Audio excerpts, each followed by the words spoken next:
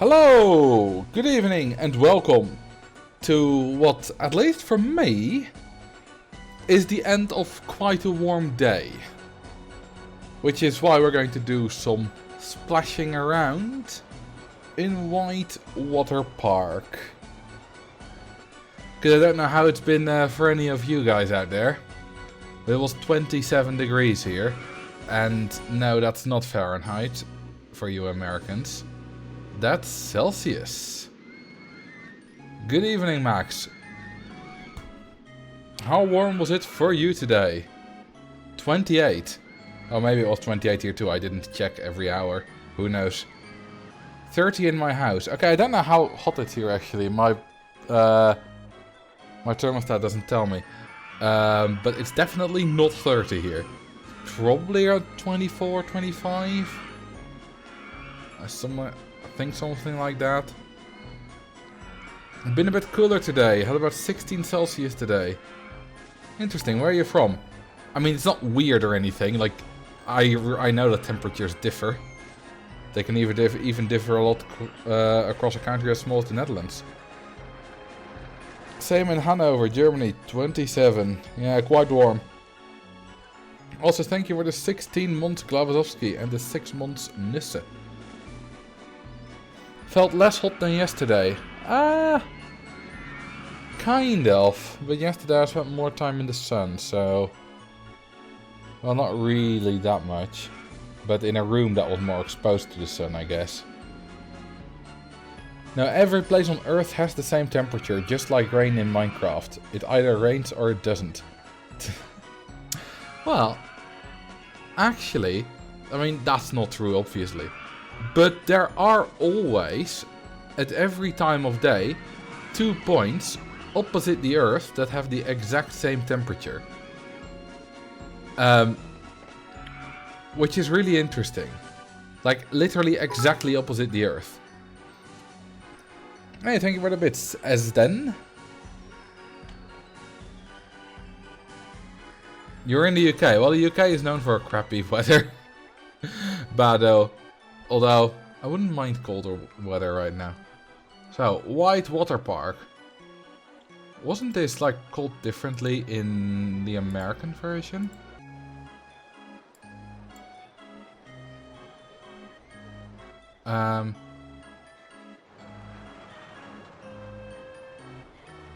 No. But this doesn't change the names. Oh, it does change the name of Corkscrew Follies. I guess it makes sense, because it takes these names directly from my RST1 installation. Aqua Park, oh that's right. Alright, well, this is it. With a very crash-prone dinghy slide, which I'm not going to change. We'll see whether it actually crashes. As long as 28.5 is okay in the case of rain. Yeah, it's less than 2 weeks now until you're married. So, we got the white water slide. Is it actually... Oh, it's actually called that. We got the white water boats. The white water flumes 2, and presumably 1. Yes. And then the white water rapids. Yes. I'm getting good at guessing these names. Can you make the crashy dinghy yellow? Why? The dinghies are already yellow. I kinda like the original color. You know, pay a little bit of homage.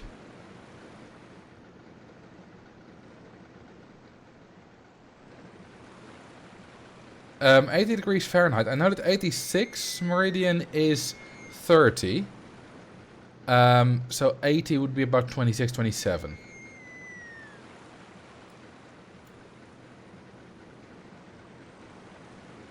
The water boat without railing. What do you mean, this? I'm not sure which you mean. Name a road of your choice. Rename White River Rapids 1 to White River Rapids 3. Flume. Ah, there we go. So that everyone looks for White River Rapids. God damn it. White Water Flumes 1 because they think there's 3, but there's only 2, and they're called 2 and 3. Why does it only crash sometimes? Heavy guests. I think maybe heavy guests, but maybe also unlucky breakdown timing. That sometimes has an effect. It can go without guests as well if it reaches the maximum waiting time. So maybe? I don't know. I think he means that the rowboats will get lost. I think they'll mostly be fine. It's not that complicated, the water thing. Although actually returning back to the station, they have to go under here. Yeah, no, that's gonna be a terrible idea. Oh well. We'll be fine. The guests might not, but we will be. And I only care about myself.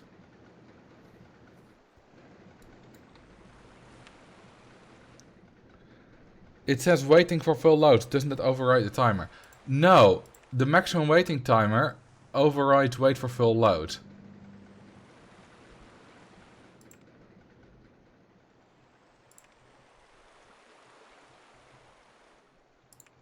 Let's go with a merry-go-round.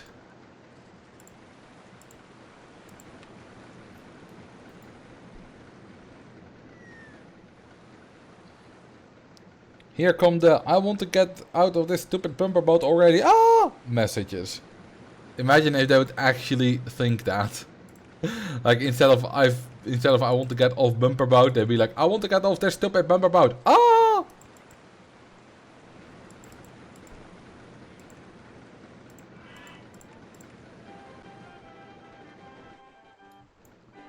Love it.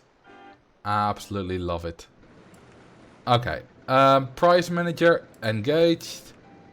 Cash machine cheated in. And we're about to make some cash money, baby.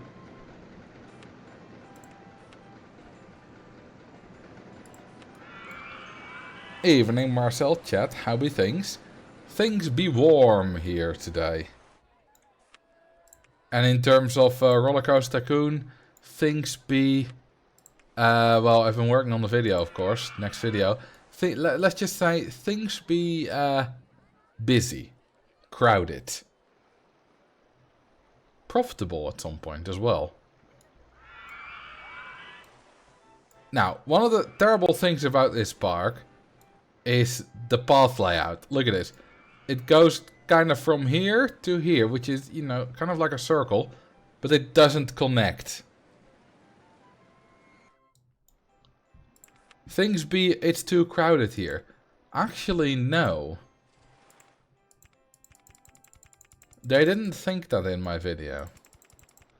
Huh, it's even a perfectly straight path. There's a handyman mowing. Yeah, well, he can do it if he wants to.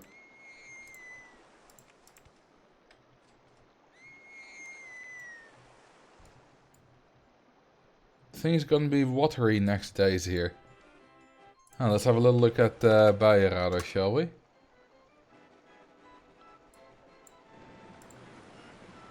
It says it's raining right now, although that's not where I live. Yeah. Things be watery on Friday. I will be quite wet on Thursday as well. Because I'm going swimming tomorrow. I got a swim pass. So, for the first time in a very long time, I'm actually going to regularly do sports. I mean, not proper sports, it's just swimming about a bit. It's not like I'm gonna train to be a swimmer. But it's something.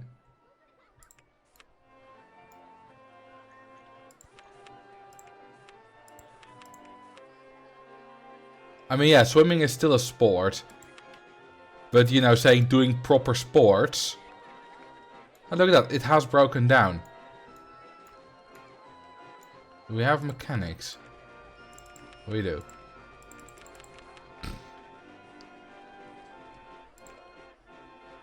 Now, the thing when it's broken down, right, is if like this one broke down a little earlier, this boat 9, might be a little bit further back, which means that boat 10 might not reach it all the way to the chain lift, in which way it goes backwards, and then the next boat might crash into it. You know, stuff like that. That's how an unfortunate breakdown can kill a ride. Okay, it's gonna get fixed. Friday is a V word in Dutch. Yes, vrijdag. V-R-I-J-D-A-G.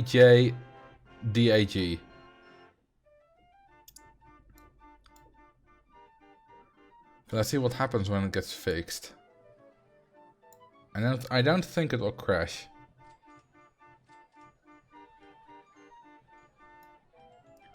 So, vrijen means to have sex. So, vrijdag just means the day to have sex on.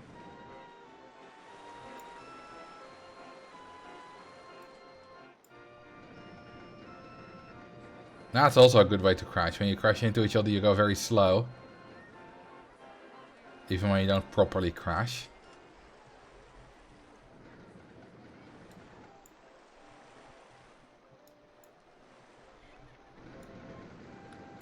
I mean, vrij is also the Dutch word for free.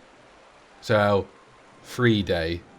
And yeah, probably named after Freya.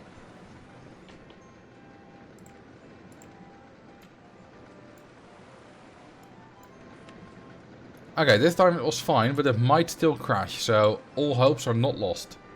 Yet. Ooh, we're getting a looping coaster, baby.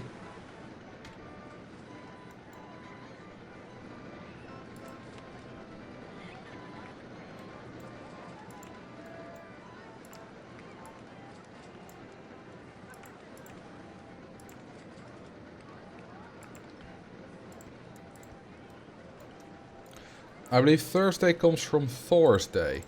Yes. That is true.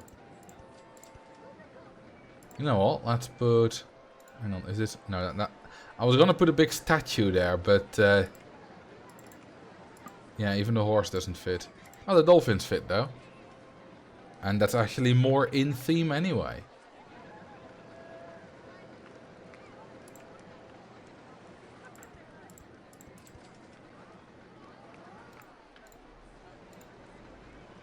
Monday, or maandag. I mean, in Dutch, it's literally moon day, maandag. And Monday probably also comes from moon day. Tuesday, dinsdag in Dutch. I don't know what that's from, actually. I can't think of anything. Now, Wednesday is, or woensdag in Dutch is Wodan. From the Norse, I think Norse god Wodan. Then you got Thursday, or donderdag, from Thor. Friday, vrijdag, Freya. Saturday, or zaterdag. I don't know.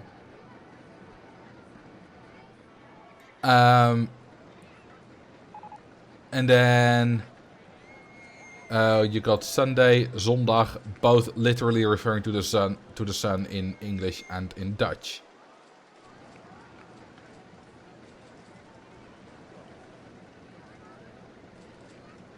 The Germans came up with Mittwoch. I mean, it makes sense. It's the middle of the work week.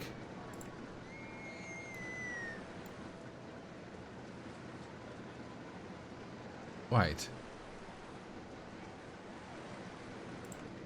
Oh, hang on. I thought for a second I had destroyed the path that connects the exit to this path. But no, it goes around the corner and it's exactly slightly invisible there.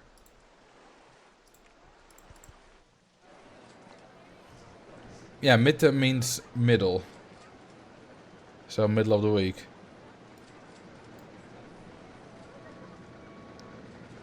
Saturn for Saturday. Oh, duh. But what's Tuesday then?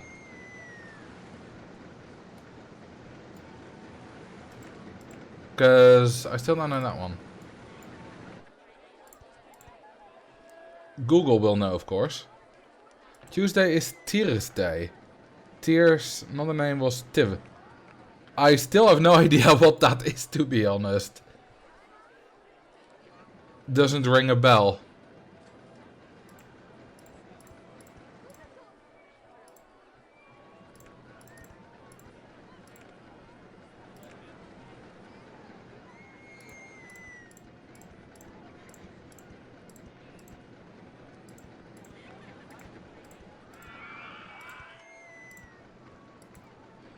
Tyr is also a Norse god. Well, that makes sense. Where are the umbrellas? Well, not yet sold here. In fact, we don't have an info kiosk available at all, so it's going to be a bit difficult to sell those. What do you think of my flower beds? And bushes? I think they might make for quite a nice addition.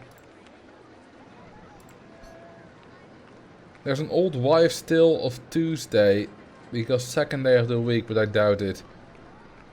Yeah. Who was Tyr? I have no idea what Tyr did. Flowery and bushy. That's a good description of this. Although it should also be a little bit treey, since there are some trees involved that I did not plant, they were already there. So don't blame me for the trees. Statue-y. Yeah, there's one statue. Also a little bit toilety.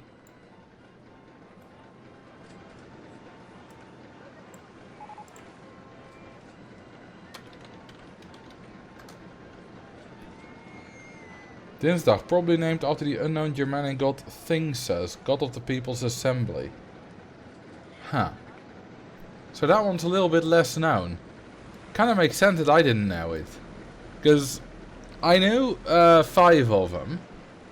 Then I knew 4 of them. And then Freya and Saturn, I was like, yeah, I've heard of that. Yeah, that makes sense. But then anything you guys have mentioned for Tuesday, I'm like, never heard of that.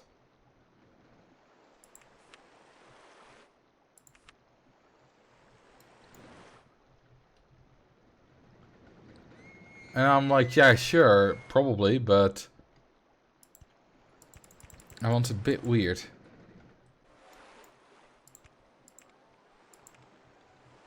I thought I was building a junior coaster. I wanted a junior here.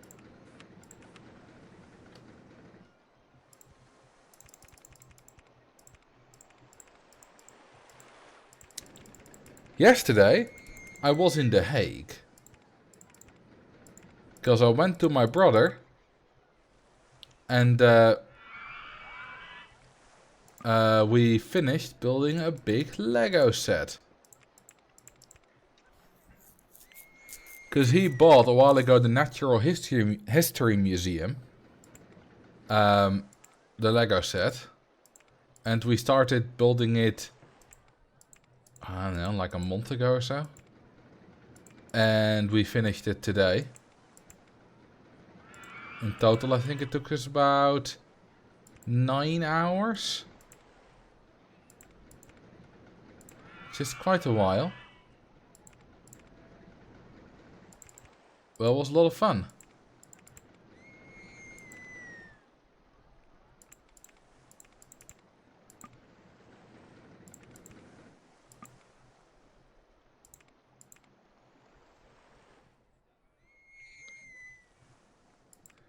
The kanji characters for the days of the week in Japanese are moon, fire, water, wood, gold, dirt, sun.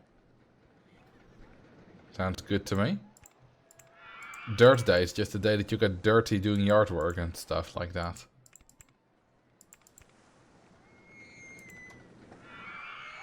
But check this, we built this from Lego.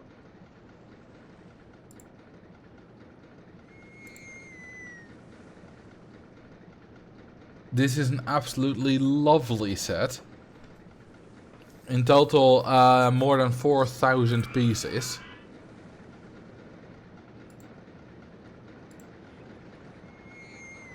And this is the first floor. It's even got a bathroom all the way in the back here. And a massive brachiosaurus, or some kind of saurus skeleton. A big tree. Lots of flowers and stuff everywhere. And other little displays.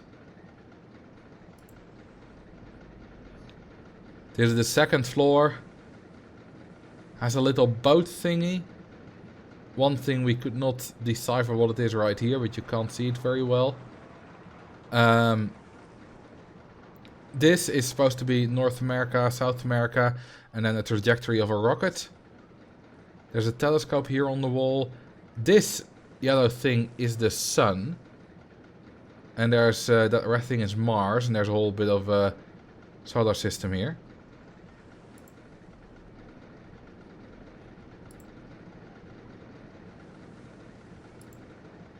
Oh yeah, he's got his own office in the roof, the professor.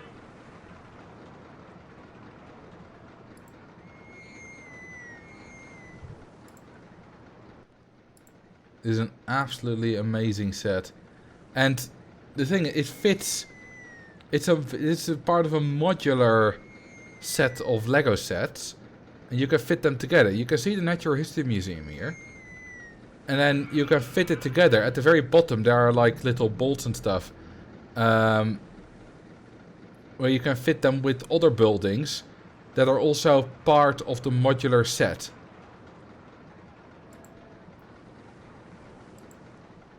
You can see that here. Do you see these two things sticking out? On the other side there are two holes. So you can push them inside each other with other... yeah, modular street set with other buildings. Here you can see the Earth, the crust, and then the upper mantle, lower mantle, and core, something like that. And you can better shot of the toilet, and here's sort of a back room, which includes a microscope, back room for employees only. And here's some pottery, a statue on the outside. Your brother looks nice. This guy looks more like me with the long hair. This is it sort of in context of size. Oh, that's the last picture. Yeah, they're absolutely very pretty. The little thing you couldn't figure out is most likely this. What? Perhaps. Didn't seem... I mean, it was... Yeah, it has some blue and some green. It did say in the little thing that it referenced some other sets. There were like 3 things.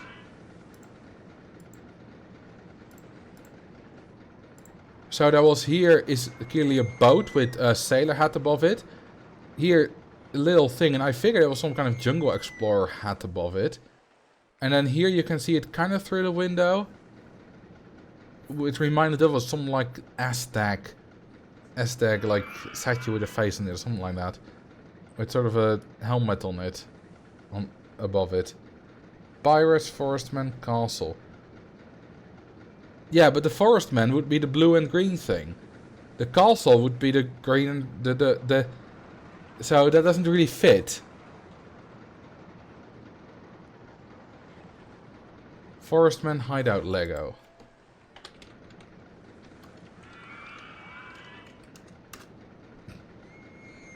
Yeah, that's it. That's exactly it.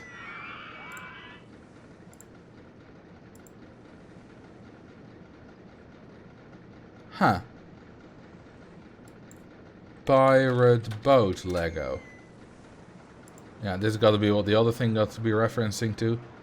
But then the last one is still a little bit of a mystery. It's sort of a yellow cube with some red on the front. And I'm not sure what exactly that should be then. I mean, you can see the helmet here.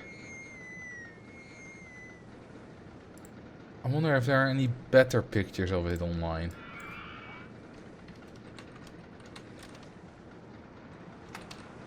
Little old yellow castle set.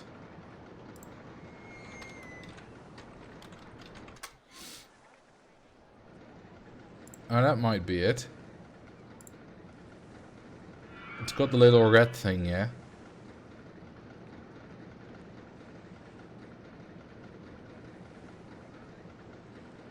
Huh.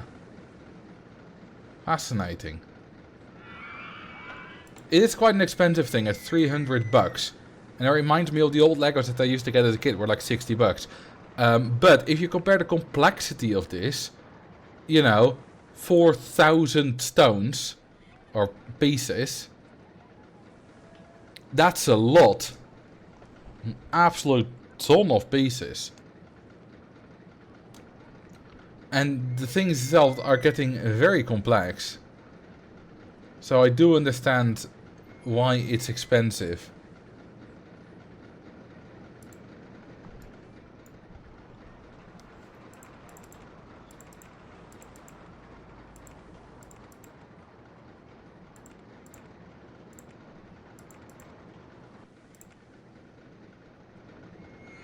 And it also took us about 9 hours to build with the two of us. Now that doesn't quite go twice as fast, but it does go faster.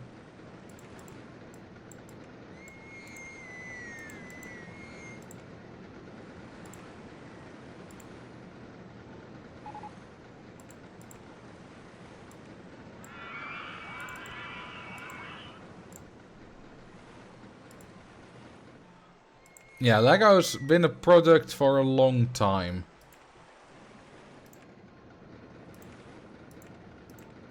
I mean, we did not do this very differently than I used to play with Lego in the past. Because in the past, I would build it, maybe play with it a little bit, but mostly just build it. And that's kind of what we did now. You know, in between we would, you know, have a little, you know, act out a few little things.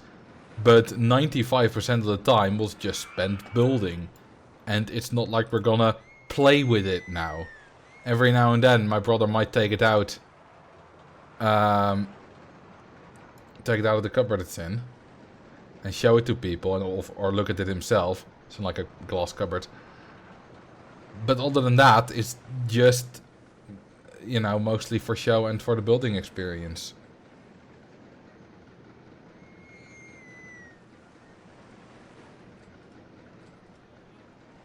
Lego is very overpriced, unfortunately. Check out alternative brand if you want more bang for your buck. So my brother said he had some experience with alternative brands, but a lot of them had quality issues. He said that last time, so it's quite a while ago, like a few weeks ago. So I forgot what exactly he said, but it's basically the consistency of Lego, the consistent quality. And consistency within the sets is just unmatched. And yeah, the other things are cheaper. And, you know, that's perfectly fine for some people. It might also be perfectly fine for me. I don't know. I haven't bought Lego in a long time. But there is a reason they're cheaper. Depends on the line. Oh, of course. Depends on a lot of things. Okay, so what are the stats here? 4.9, 5.89, 3.69. I don't know, like, not too long ago, there was some streamer I watched. Maybe after I rated them, I forgot. And they built a junior coaster. And they were like, huh, those stats are kind of shit. What did I do wrong? And I was like, you didn't do anything wrong. That's just the stats of the junior coaster. I know. They're disappointing. They don't feel very junior. But, yeah, that's just the way they are. Just the way they are.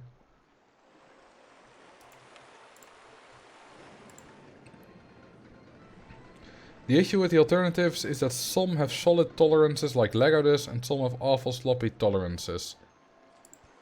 I have a feeling I know what you mean, but what exactly do you mean with tolerances?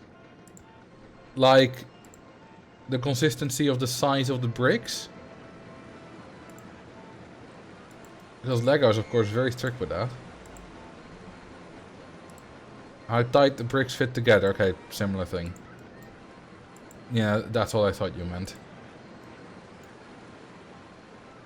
One time I made a junior coaster in RST3 which had a very high excitement. Yeah, it's possible. But it probably also had a decent intensity rating. According to my PC, it's National Chocolate Chip Day. Every day it's some kind of national day or international day.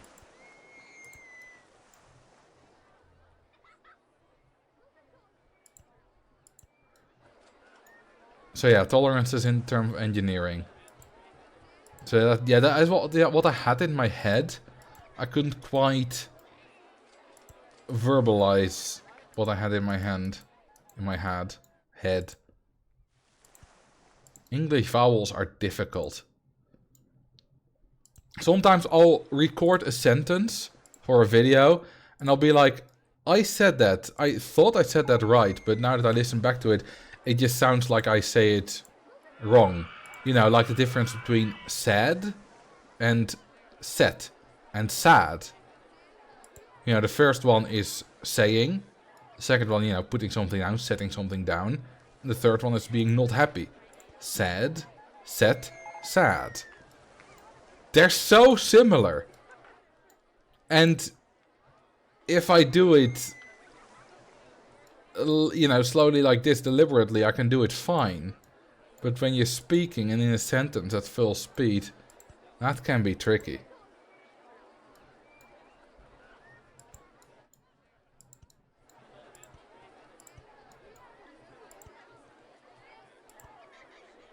Howdy, Shield 7, welcome. The word set has so many definitions. Yes, it does. Just like run. Ooh, this thing is broken down. I want to get off-white water boats. Well, it's only 2 of them. That's surprisingly few. I would have expected more. Even all the native speakers can't speak it correctly. Correctly. I like that. Etymology is a hobby of mine. I can see by the way you spell.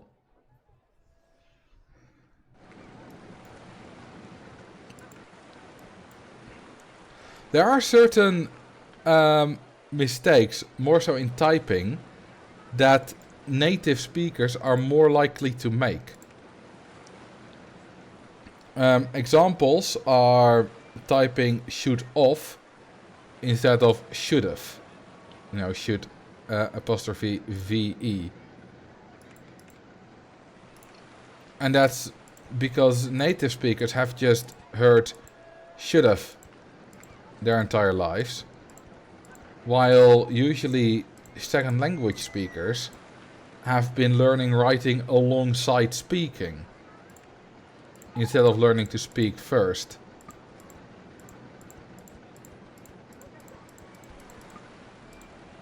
So you you know, the way you learn it is just that it's a contraction. Instead of that you just learn it by hearing it naturally.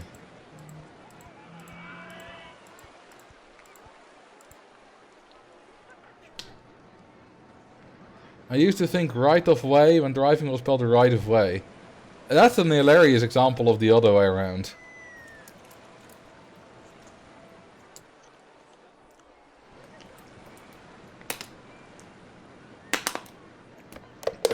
I love water.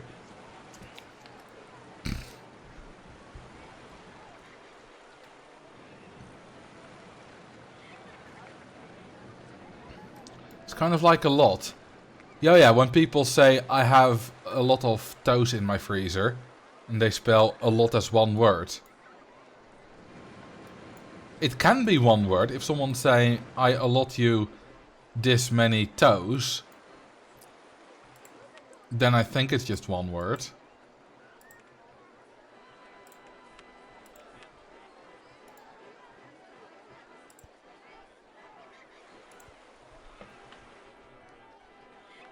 Isn't that a lot with 2 L's? I think it's just one. Oh, thank you for the 26 months. Ksaak. I still like pronouncing your name. Ksaak. It just sounds good.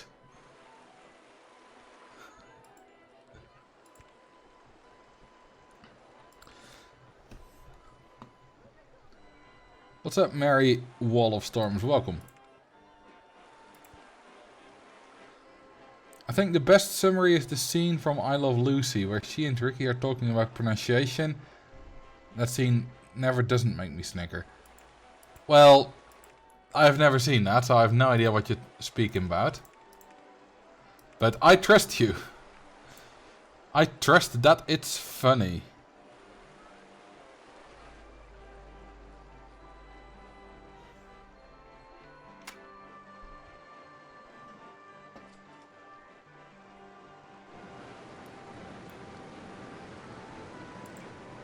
Look at this beautiful spiral slide. You know, did you know that you can actually have an unlimited rides per admission thing? Which means that right after they go, they can go on it again. No one ever uses that, right? It means you make less money. Does anyone ever use unlimited rides per admission? And yes, of course some people do, but it should be a very small amount, right?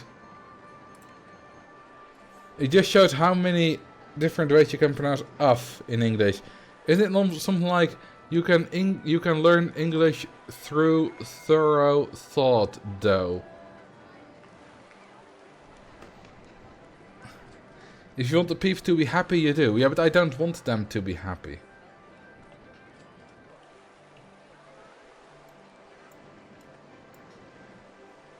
I used unlimited rides per admission with one guest at a time, and my friends judged how greedy each guest. And our friends and I judged how greedy each guest was. Hang on, that's hilarious. Let's do that. By the way, I literally just realized, as I was talking about this, or right before I started talking about this, the way this would work. For my whole life, I assumed this would mean once they paid on it, they would never have to pay again. That doesn't make sense. It just... Okay, that guy went once. It just means that they can go as many times as they want right now. But then, as soon as they exit, they obviously have to pay again. And I only just realized that. Okay, that's twice. Do they get a ticket? No, I don't think so. They just stay on the ride. Would it be an upper limit? I don't know. My coffee was too strong and I can't sit still, but I have things to do. Move about while you do things. Okay, that's twice for Mr. Pink.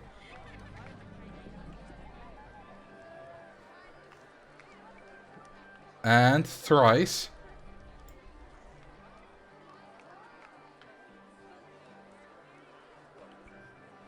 Tetrice.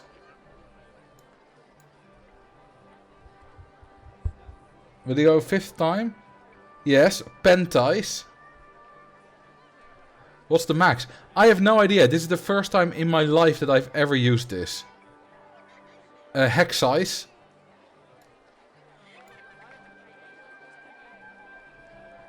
Septice. I don't know if these are even real words that I'm using anymore, but 8 times? This is ridiculous. 9 times!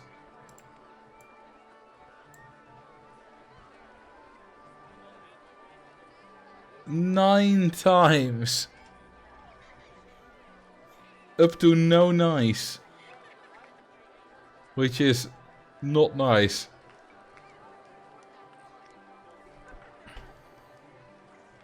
Yeah, you went too many times. Bye bye. And now his wife, Mrs. Pink, is also on the slide. I think this is her second time, maybe third time already. I don't know, I didn't keep track. Let's just say fourth time.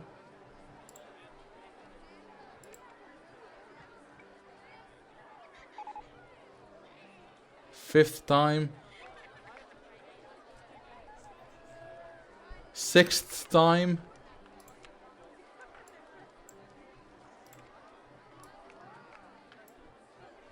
Six. Okay, you deserve to live. And presumably just counts as one ride. Then see why it would count as more. Name Spiral Slide 1 to guest 487 Memorial Slide. Nice.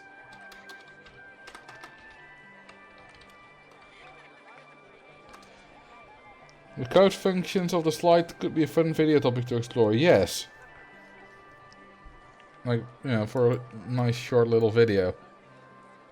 Currently though, I've just finished writing a video today that involves a toilet. Again. My videos surprisingly often involve bathrooms.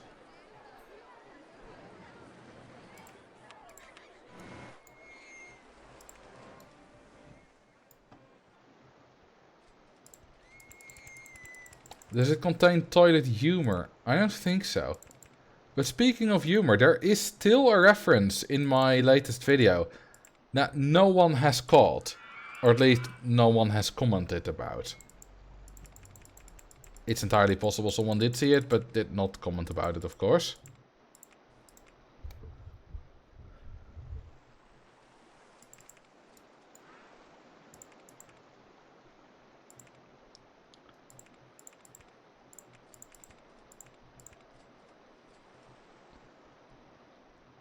What happens if you allow 2 at a time in a slide? A good point.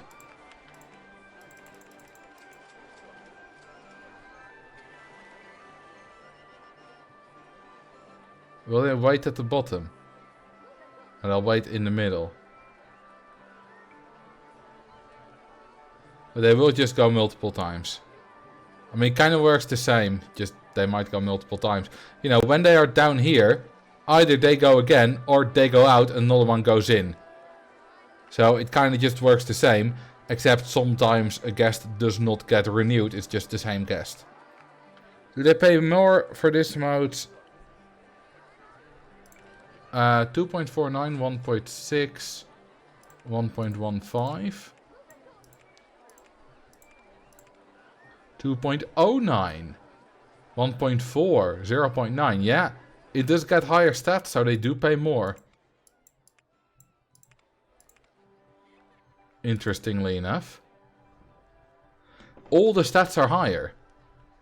0.4 extra excitement, 0.2 extra intensity, and 0.25 extra nausea.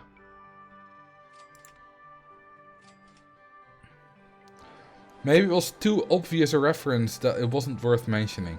Oh, definitely not.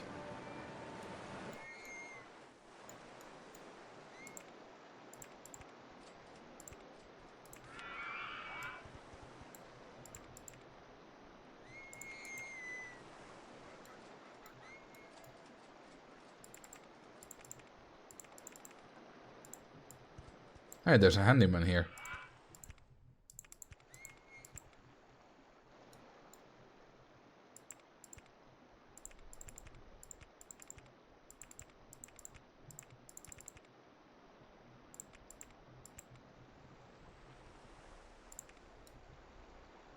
$27, $21, yeah, that will work fine.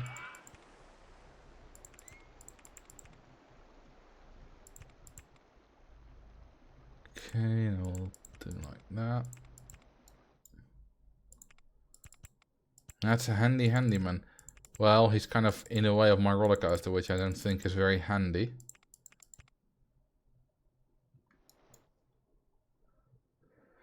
Does it mean that each guest can recalculate the stats depending on how many rides they take?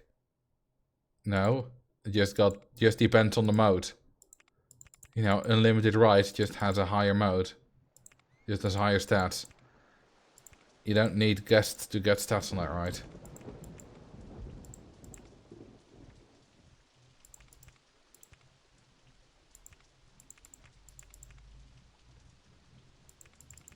Similar to something like a merry-go-round, where you also don't need stats to ride. You don't need to have riders to get the stats.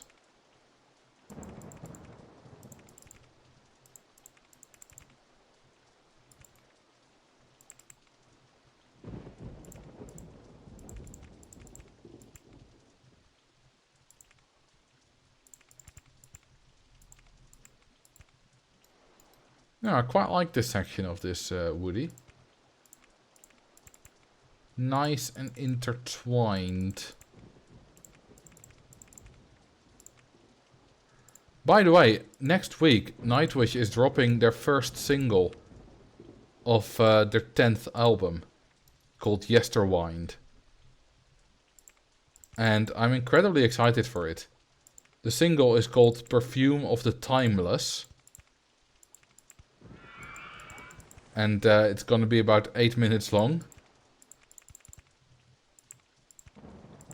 And yeah, Nightwish has been my favorite band for a while.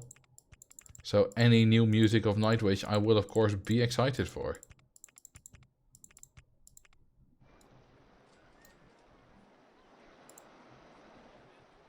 A Twisted Woody is only nice in RTC. What?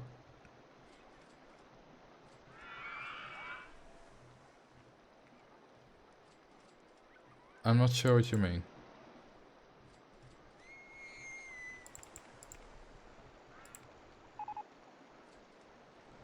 I mean, I know you mean RCT, but I'm still not sure exactly what you mean.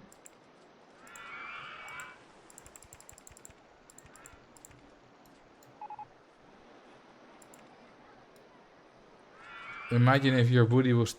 Oh. You know, I wasn't thinking dick joke. For once, I was the normal one out here.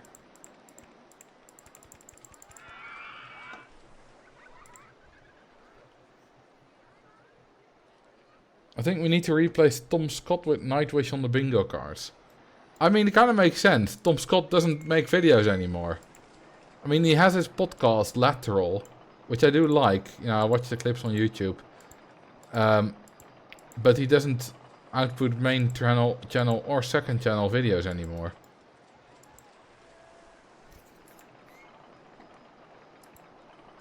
Which he might again do someday. But yeah, you talk a bit less about it when he doesn't.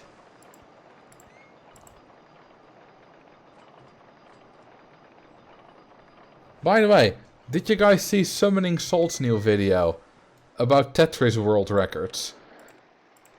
It's nearly 2 hours long and talks about the history of, well, unsurprisingly, Tetris world records. And it's absolutely amazing.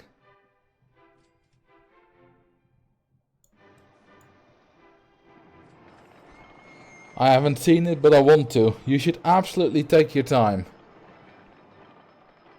Please, no spoilers. Oh, for me there were already a few spoilers, because I've been keeping up with the videos from A Game Scout, which is a Tetris YouTube channel. Who has been making excellent videos and has been the consultant for this video from Summoning Salt as well.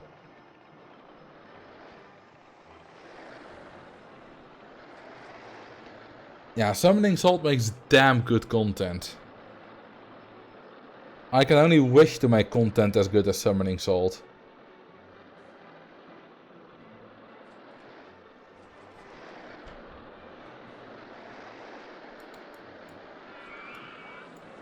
And there are two tracks, there are two music tracks that are just kind of being very associated with Summoning Salt. One is called Home, well, I think it's called We're Finally Landing from the artist Home. And the other one, I believe is called 4?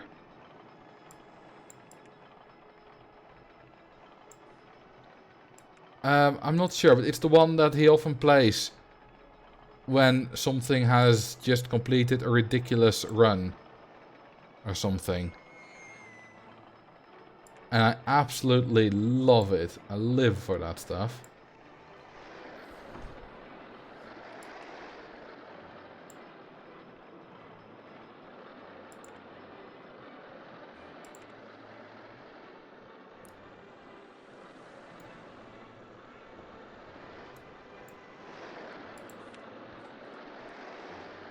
A Woody made from redwoods. Hell yeah. We went down specifically to America to find the biggest, the oldest redwood trees chop them down so that history is no more. Screw history, screw nature, and we made a stupid little wooden coaster out of it. And we charge nearly 20 bucks for it. You know what, we should probably advertise.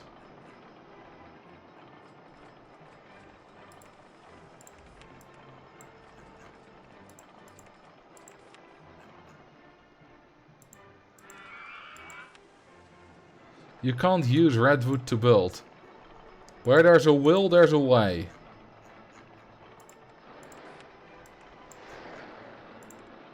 If I say I use redwood to build, I will use redwood to build.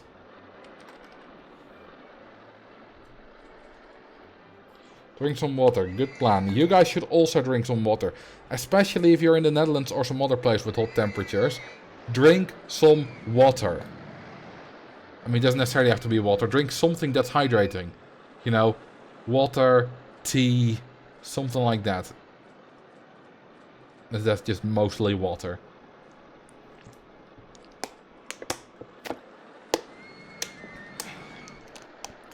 Same as the song of Virtual's Trackmania World Record videos. Even though it's funny, it's the song of a mate of his, but it's got so iconic.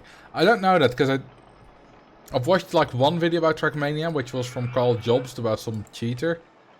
But I'm not into that game at all, so I wouldn't know.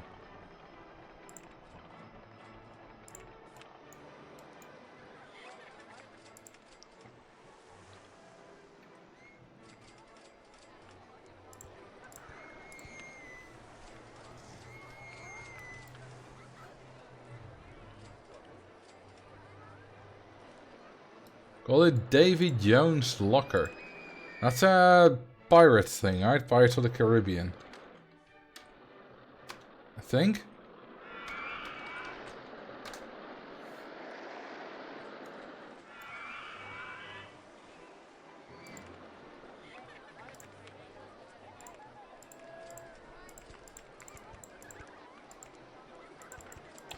I have seen Pirates of the Caribbean 1.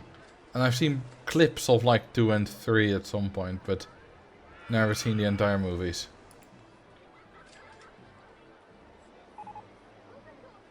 Oh, it's way before Pirates. Oh, this thing is broken down. The Wild River Rapids. I came from your YouTube videos. Thanks for reigniting the RCT within me and making me think of the word throughput way too much. I'm glad you enjoy them. You know, there's one... I don't understand this.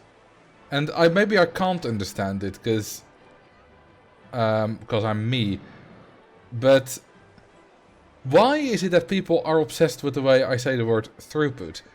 Like, what is it specifically about that word? Because I have a Dutch accent, you hear the lots of words, right? Why is it specifically the word throughput that is...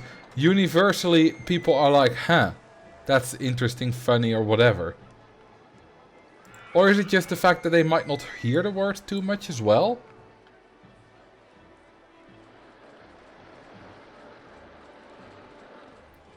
I know the jar of dirt clip.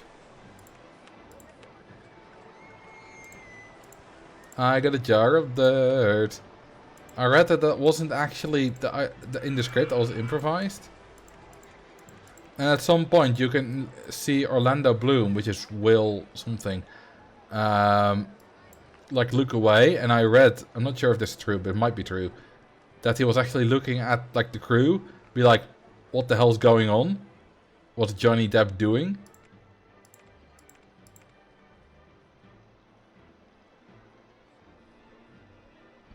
Throughput sounds fine to me. Of course I play way too much Factorio, so I'm numb to it. Okay, so I guess, yeah, it might just be that it's an uncommon word. Because apparently a lot of people think that I'm saying through boot. Like that.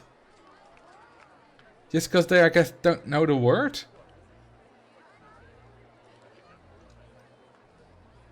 For me, it's obviously second nature.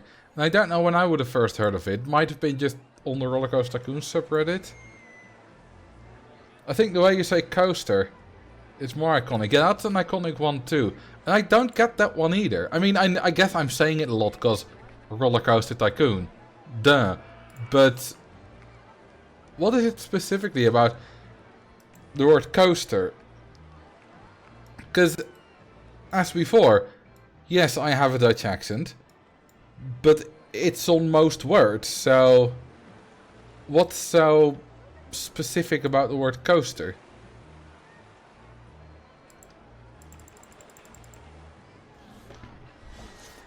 Merry-go-round, the most famous Marcel word. I mean, that would probably be drown.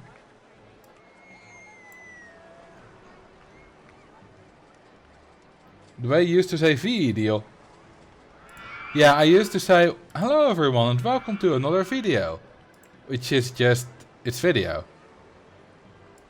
Well, not video. I mean, in Dutch it's video, so you can see where it comes from. What about Petri? Petri dish? I have said Petri in the video about, I think, toilet overview. Your older videos, you pronounce it like chaos. What? Chaos? I would pronounce it as chaoster. So I don't know what... And obviously that's not what I said, so I'm not sure what you're trying to say, but I'm not getting it from that. Coaster? I definitely did not say coaster.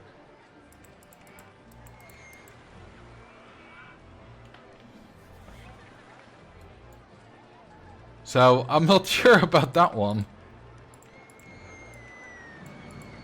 I mean, I might have said it weird, but not the way that I'm getting from the way you're typing it right now. You're gonna have to find some other way to let me know. To let me experience the way I pronounce things.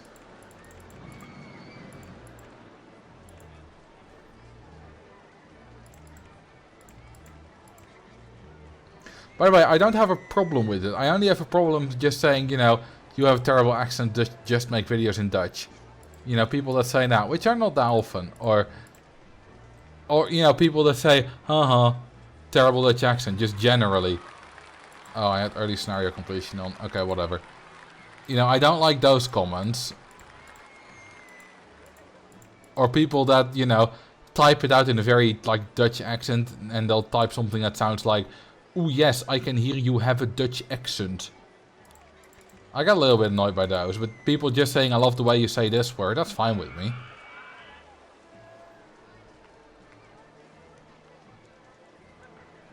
People say that. Yes, but it's only Dutch people that say that.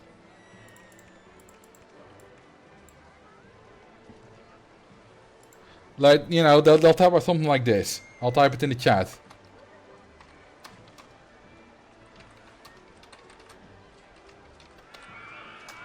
You have a very strong accent. Not necessarily that exactly, but in that kind of way.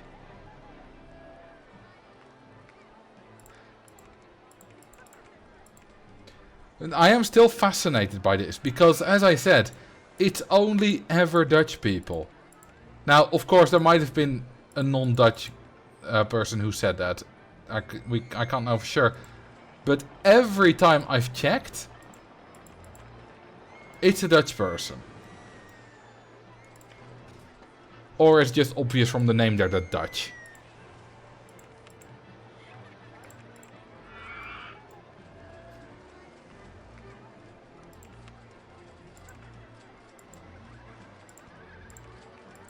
So I'm very fascinated by why do Dutch people hate their own accent so much? And a corollary to that, is it the same in other languages? Like, do Polish video you know, content creators who have a noticeable but not too strong Polish accent, you know, similar to my Dutch accent, do they get comments from Polish speakers that say, Polish natives that say, hey, you have a terrible accent?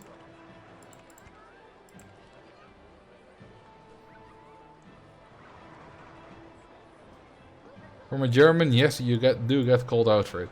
Which is funny, because I like a German accent. That's also a thing. Lots of people are afraid of their own accent. But a lot of people like other accents. Like, I love a Finnish accent. I love a Polish accent. And I like a German accent. Also, the way that Norwegians speak can be very charming. But especially Finnish has some kind of rhythm to it, which is very pleasant to me.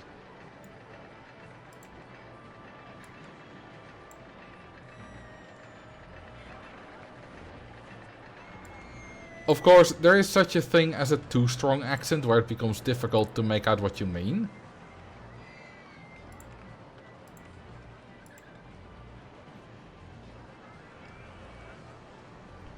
But there have been questions from YouTubers, well, not necessarily YouTubers, but people who try to become YouTubers on YouTuber-focused subreddits, especially new YouTuber-focused subreddits, that are like, how do I reduce my accent? How do I get rid of my accent? And if I take the time to comment, I'm always like, well, don't. People will love you for it. And I'll use myself as an example. Because I'm not just that guy, you know, who knows a lot about Roller Coaster Tycoon. I'm that Dutch guy. But that Dutch guy kind of makes it more interesting.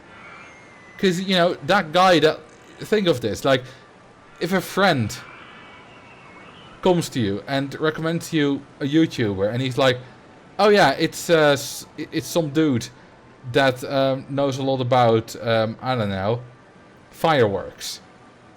Or, oh, it's some Australian dude that knows a lot about fireworks. Or some Polish dude that knows a lot about fireworks. Probably you're more likely to be interested with the second one, where they specify what country they're from. Because I find it hard to articulate, but it's some kind of... It kind of makes it more interesting.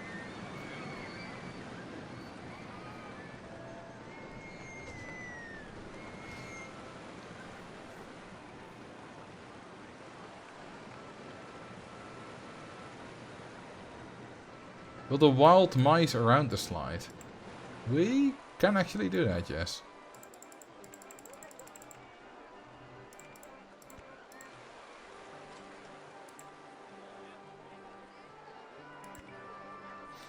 Also, just a thing to think about. If someone speaks English with a received pronunciation accent, or an Australian accent, or a Southern American accent, or a Boston accent, or a Canadian accent, or a Northern England accent, or a Scottish accent, or a Welsh accent, that's all proper English. But a Dutch accent, or a Danish accent, or a French accent is not proper English?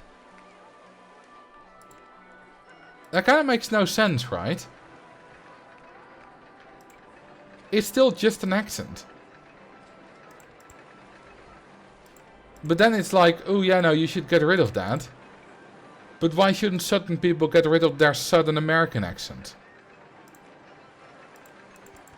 Like, I personally don't find it the most pleasing accent. But it's a legit accent. Then why isn't my Dutch accent a legit accent? Or someone else's German accent? Or, you know what I mean? Your most sexy accent. I can't do accents. I can't, you know, I can do an over-the-top Dutch one. Like, hello, my name is Marcel Vos, and I like to play Roller Coaster Tycoon. Okay, that sentence doesn't lend itself very much to an over-the-top Dutch accent. But, you know, I've done it before on the stream as well, you know what I mean. But any other accent, I'm just terrible at. My go-to stance that there's no such thing as proper English, only some prescriptive bullshit that makes some people feel superior. I mean, it's a little bit prescriptive, right? Because if you mean to say tree, but you say dinghy slide, then you're saying it wrong. You can't have languages without a little bit of prescriptivism.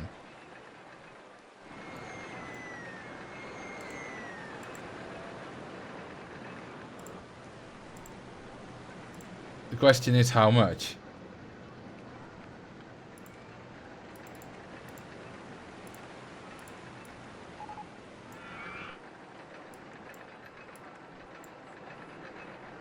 My mom had a Bostonian accent, but she moved a lot as a kid. The other kids made fun of her, so she lost it.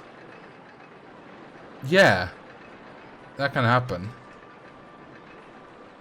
Another thing was, there's Sandy Toxvig, who has a British accent, but she grew up in America, but then moved to England for boarding school, and then got a British accent. But there was an interview with her about it, I saw. And there was like, the whole thing was, it's fake, it's not a real accent. And I was like, what do you mean it's not a real accent? Like, you just learned how to speak like the people there do. Like, if I learn to speak French, is it not real French? Like, if I, from the Netherlands, speak French with a perfect French accent, it's commended. People are like, yeah, that's great.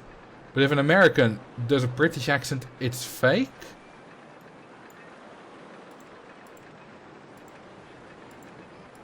That's also weird.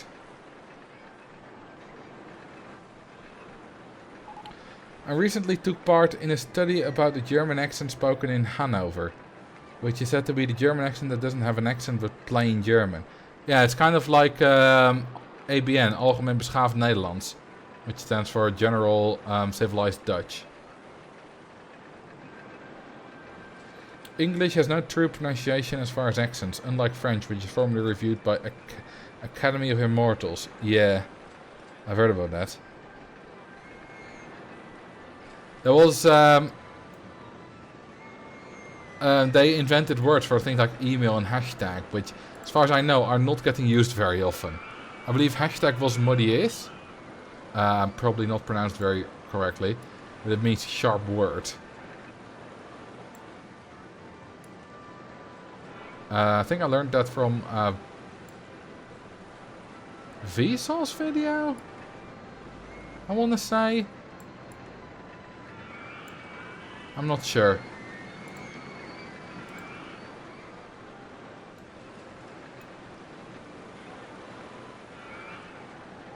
I don't buy this. There is no correct way to say the language. It's just regional variance. Relativism. There has to be some solid basis. Yeah, it's like that with a lot of things. A lot of things, you know, people on the internet like to be very absolutist. But a lot of things aren't absolutist. Like, if I pronounce... what's a good word that I can...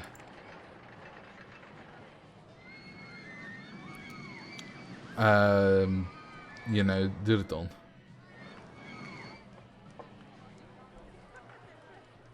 Like Norway spruce tree. If I pronounce that Norway spruce tree, that's just wrong. That's not an accent. That's just wrong.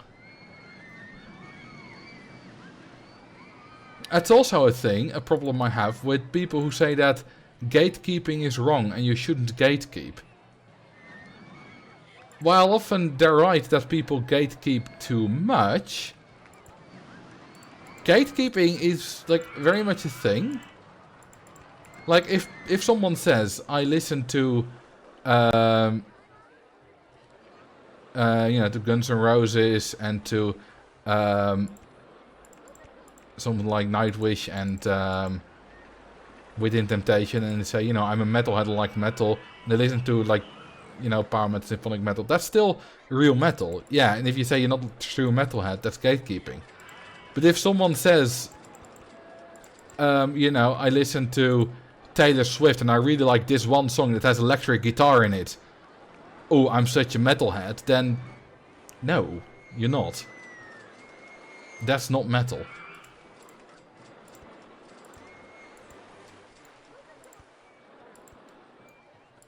And the problem is always with gatekeeping is where do you draw the edge? Like there's always a gray area where someone is not what they're saying they are.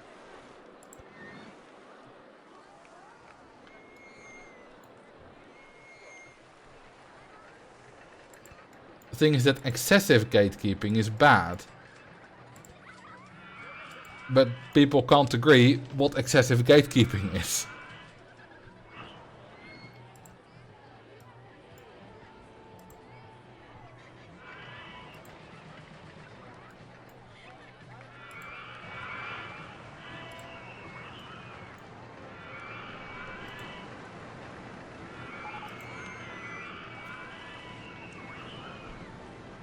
Like, for example, saying that someone who has gone on a roller coaster, but it's a tiny junior coaster design, you know, something like, I don't know, this.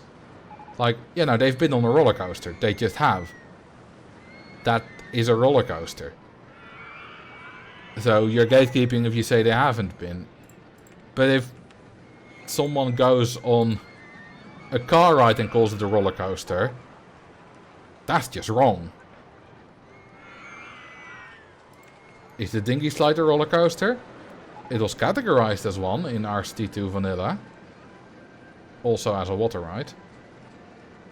Name the looping coaster Mizutsune Falls. That sounds like a Japanese thing. That's just deceiving. Well, the thing is, where's the edge? Where's the boundary between what is a roller coaster and what isn't? Hang on, how do I spell that? Oh, Mizutsune.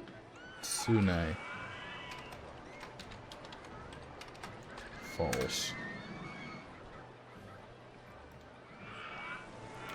And you kind of get back to the heap problem.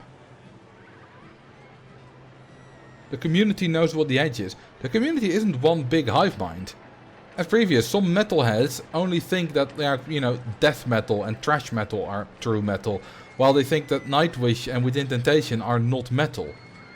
I'm also a metalhead. I'm also sort of in the community, not really active very much, but I'm in the community. And I disagree with those people. That's the thing. You know, it's just like if someone says, oh yeah, I'm a big Roller Coaster Tycoon fan. But they've, you know, played it for a little bit when they were a kid and saw like one Reddit post in the past year about it. And I'm like, are you though? Not really enjoying it, you know, you're not really engaging with it at all. And then the question is, how much do they need to engage with it to properly call themselves a fan? I don't know.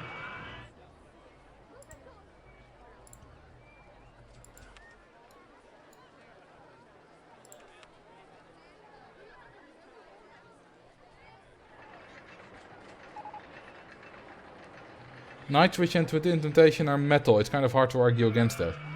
Okay, but what if you dial down the overdrive a little bit on the guitars? You know, then you slowly get to some like hard rock or symphonic rock and then to just rock. Where does it become metal?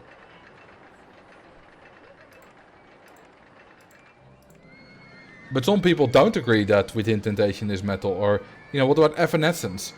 I've seen that more commonly categorized as symphonic rock, not symphonic metal.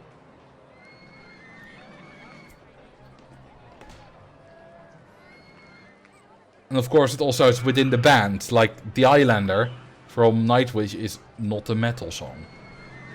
But Master Passion Greed is proper hardcore metal.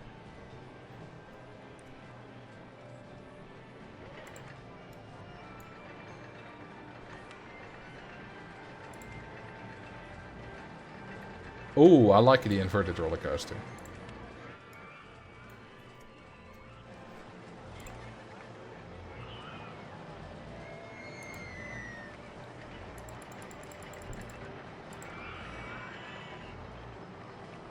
Wow, a Nightwish mention. You must be somewhat new to my live streams. I mean, you just had your first time chat, so... I'm a big Nightwish fan.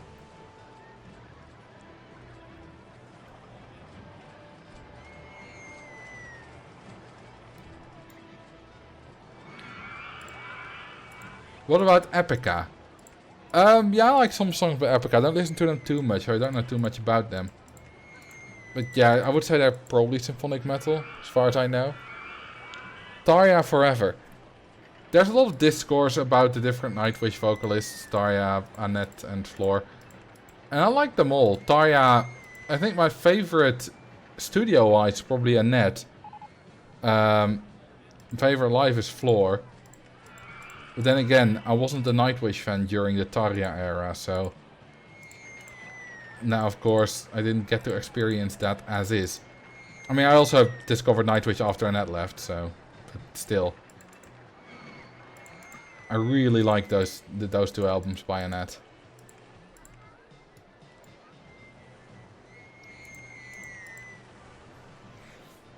Also, Poet and the Pendulum is my favorite Nightwish song. Which is sung by Annette. What's your favorite Derpity Derps? You know, since you say, wow, a Nightwish mention, I assume you're at least somewhat of a fan? I hope I got that correct. Planet Hell. Oh, that's a good one. I really like the intro. The long dramatic build-up. I absolutely wish I could play some songs live. You know, I probably could get away with it if I, you know, legally, if I reacted to it and gave criticism, because that kind of falls under criticism and review. But that's, if I can get claimed for that, and then I have to fight it, and I can't be arsed with that.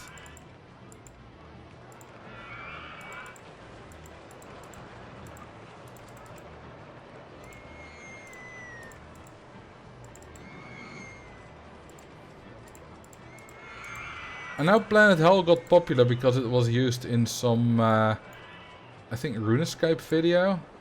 It went kind of big in the 2006 or so. I do love me some Amaranthi. I've heard of Amaranthi, and I know I've listened to like one or two songs a couple of years ago, but remind me, what are they kind of about?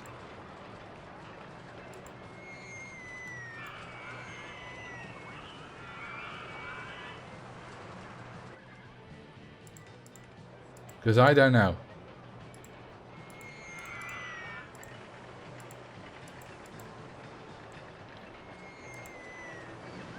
Metalcore. I don't really have a good idea of what metalcore is, to be honest. I would call Amaranthi pop metal / power metal. Okay, I don't listen to too much power metal, but I've seen Dragon Force live and that was very good.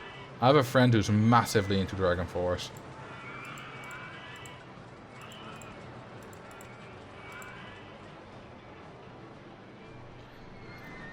I've seen some streamers where they can play music, but it isn't audible on the Twitch vault, so they don't get bopped.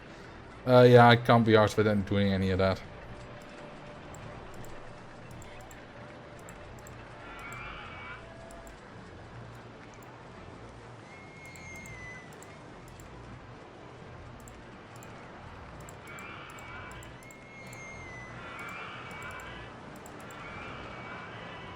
I definitely think you will like Amaranthi. I'll check it out.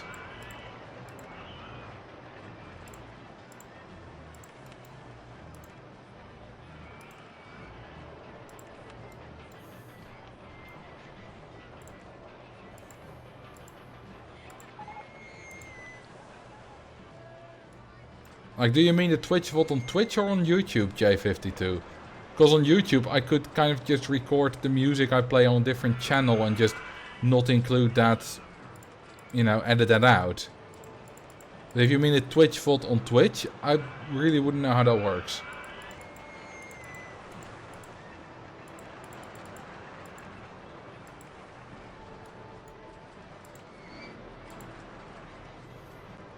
Amaranthi has 3 vocalists, which is kind of neat. So does Nightwish, but I assume you kind of mean 3 at the same time. Although for a while Nightwish did. With Florian's Troy Donackley and of course Marco Itala.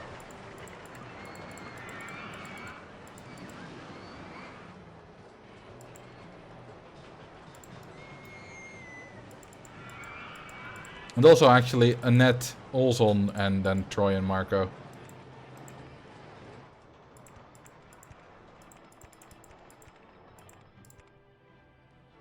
I'll try listening to Nightwish, they seem interesting. Okay, let me out. Are you into long songs? Or do you want something more bite-sized to check out?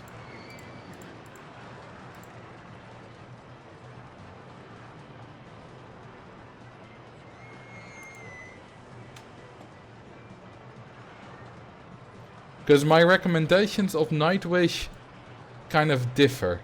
I'm fine with long songs, I listen to Dragon Force. Okay, then I will recommend The Poet and The Pendulum. It's 13 minutes long. It's my favorite song. And I will also recommend Ghost Love Score, which is 10 minutes long and their most well-known song, and it's amazing.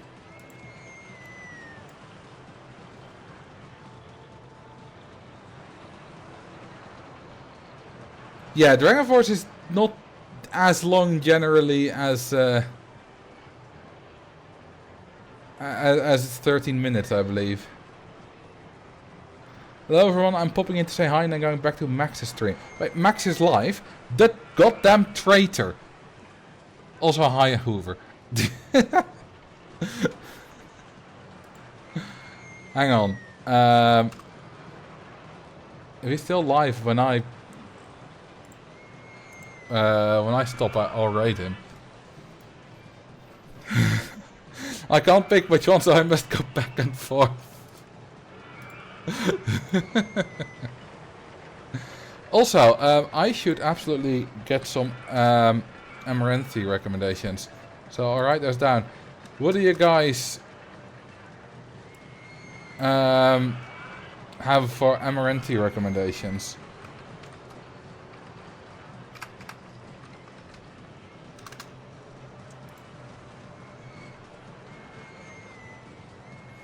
I don't want you guys fighting in Dutch like in my stream, like in my dream. So I must go back and forth to keep the peace. That was an amazing dream, presumably. So you recognize the Nexus and Amaranthine. Alright.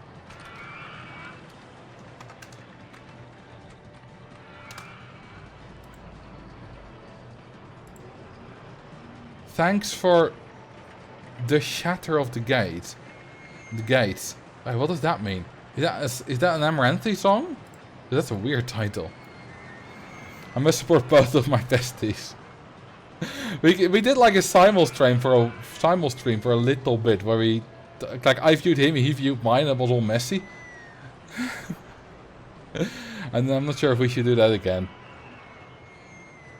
As a general thanks. I still don't know what that means. Thanks for the shatter of the gates. Did I miss something? Did I miss something?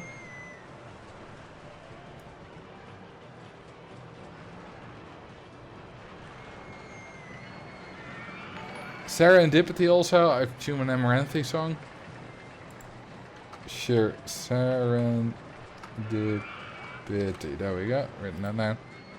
Thank you for the follow-up. Back learnable. Alright.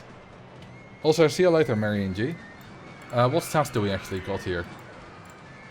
6.91, 8.88, nice number, and 6.78. 4.74 positive Gs, minus 1.5 times negatives, and 2.43 laterals. Very, very nice. Alright, see ya, Hoover.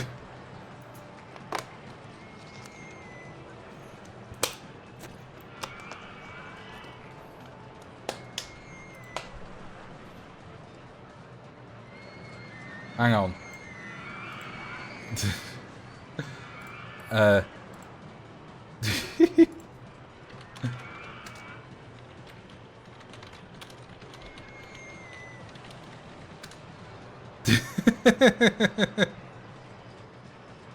Max is building a house.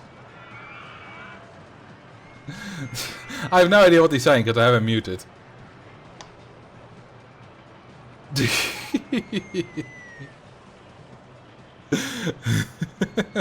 Now I'm back on this screen.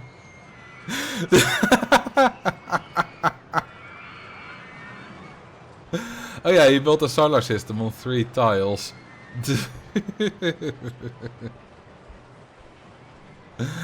Okay, I'm out again.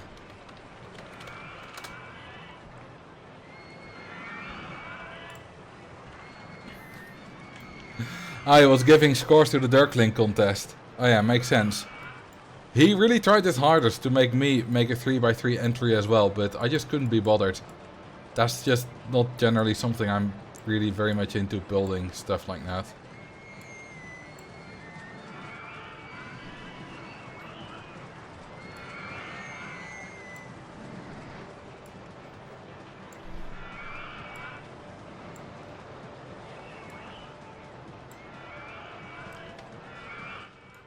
Well, the park has turned out to be quite profitable. At a profit of 52, well, money of 52,000. Profit of about 20,000 a month, which is not bad. Was that a flat earth? I mean, on the screen everything's flat, isn't it? We only have 2 food stalls though. Well, 1 food, 1 drink. And 1 bathroom. I think it might be a good idea to add some more.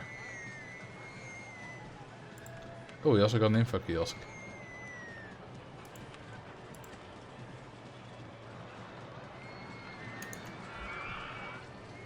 Umbrellas!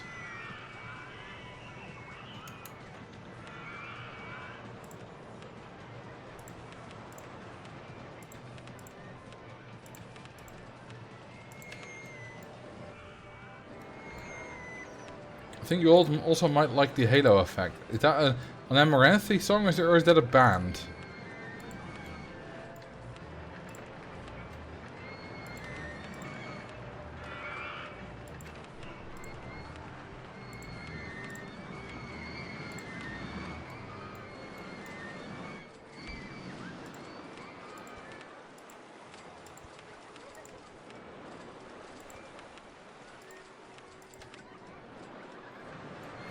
Ah, it's a band. They make Swedish melodic death metal.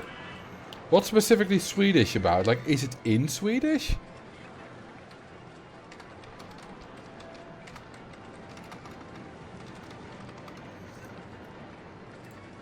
Yeah, I've heard of Norwegian death metal. But I've never heard of, like, Swedish as a prefix for metal.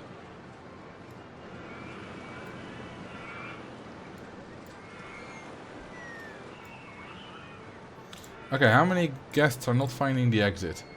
Okay, a lot. Lol, they're doing terrible.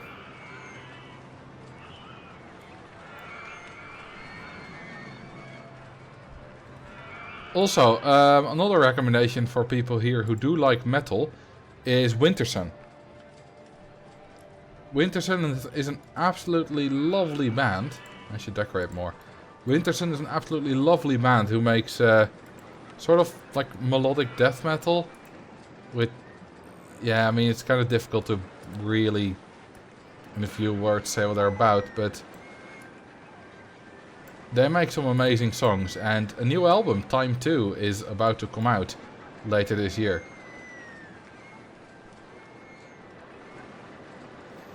They don't sing in Swedish, but their sound is Swedish. I've heard a lot of people say they went back to the old school Gothenburg sound. Ah. Interesting. Means they assembled the instruments themselves. Nice. Oh, hi Natty, welcome.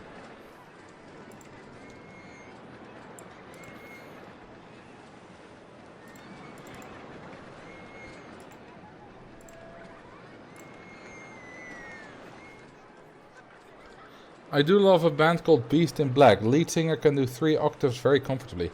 I've seen Beast in Black live 3 times. Not because I'm specifically a fan of them. It's just because I've seen Nightwish 3 times and they opened for them every single time. They were good every single time. I enjoyed them. Not a massive fan, but you know, I enjoyed them. But it's kind of funny how that's the only band besides Nightwish that I've seen live multiple times. That's only because they open for Nightwish every time.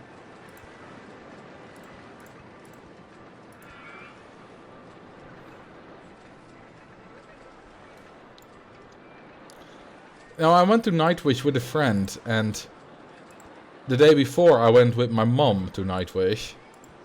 And at that point I discovered, hey, Beast in Black is opening, and I, threw that in the group chat where a friend is also in, a couple of other friends. And he was like, oh my god, yes! Because I didn't know, he didn't know, we didn't look it up. And that meant he was so much more excited about the next day.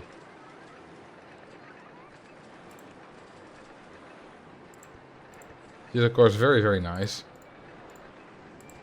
Love it when a friend is excited for stuff.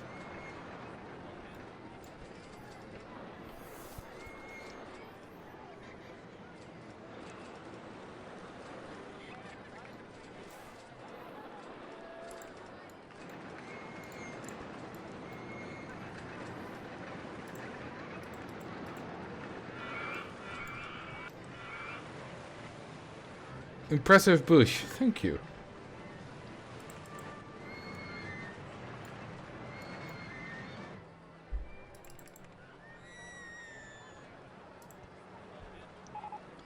I would have loved to see Guns N' Roses live.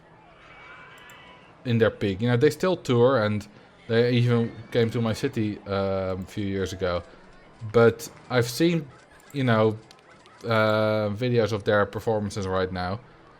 And that's just not nearly as good as they were at the top. At their peak. Also, tickets stupidly expensive. Like $200 a ticket or something like that.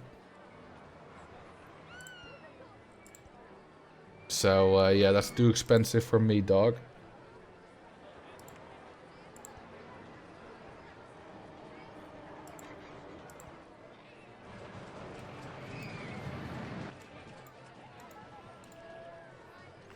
I would have loved to see Pink Floyd live.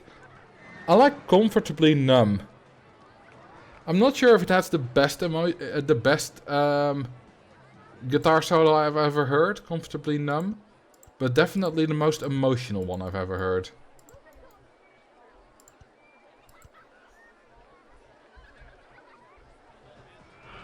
I don't listen to Pink Floyd that much, but Comfortably Numb is a song that is in my playlist.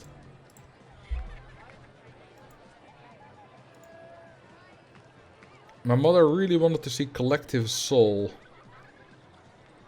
Hootie and the Blowfish were opening for them. Those are 3 bands I've never heard of. Or 2 bands? Hootie and the Blowfish is maybe 1 band? I don't know. What were the tickets? How expensive were they? The most I've ever paid was $90 for a Nightwish concert. I love the last solo of Dire Straits' Telegraph Road. Never heard that song.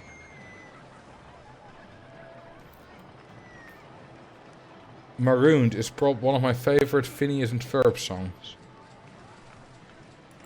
You probably didn't mean Phineas and Ferb with PF, but I like to imagine that you did.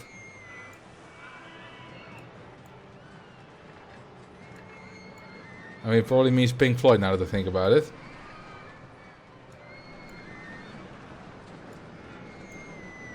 $100 were cheap seats. Yeah, that's it's quite expensive, isn't it? I love this, like the smaller bands where you can get tickets for like $30, which was, for example, Antiferrum, I think cost me something like that. 25, 30, 35, something like that. I went to see them, I think 2017, 2018. That was a lovely concert as well.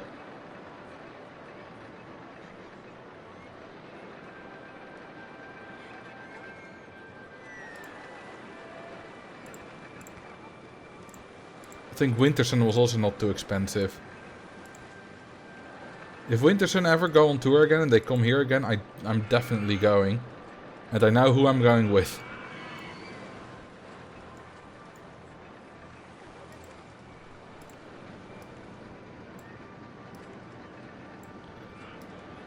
I wonder, did anyone here go to Nightwish when they were in the Netherlands in November 2022? Because if so, we've been in the same crowd. Because I was there too.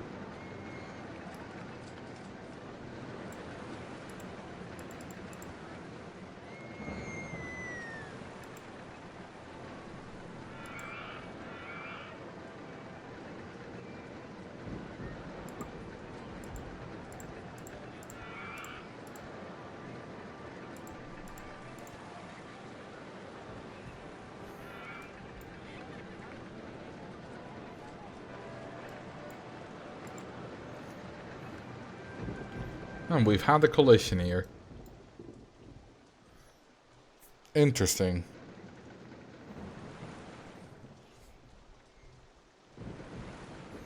Wait, I completely missed the geography question of 22 minutes ago.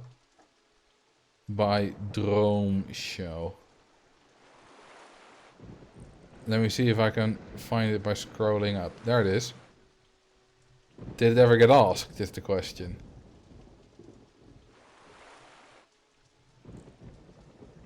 No. Well, you can still ask one. I mean, you can always ask me anything. That's mostly just there to encourage people because I like talking about geography and stuff.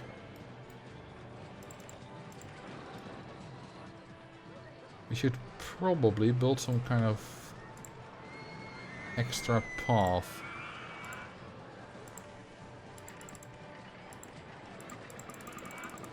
Okay, that don't work.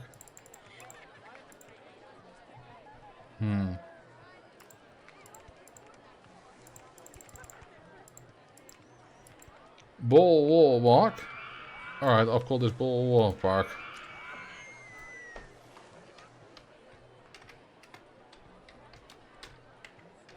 Yeah, Bull Park.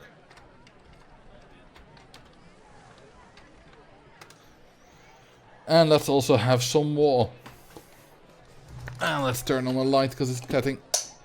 Whoops. Dropped the cap because it's getting kind of dark here.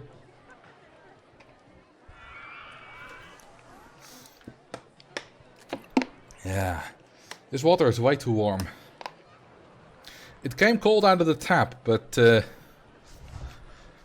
weather be temperaturing rather high today. So water be warming up rather quick today as well.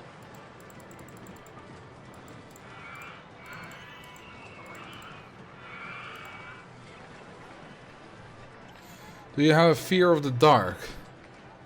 No. But I do like working with the lights on. Presumably you do too.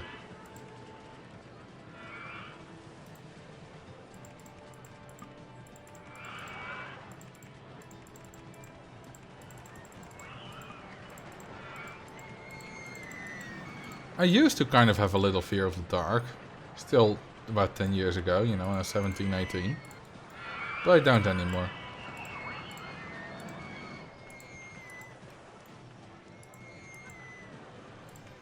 Kinda grew out of that. Oops. Want bins, please.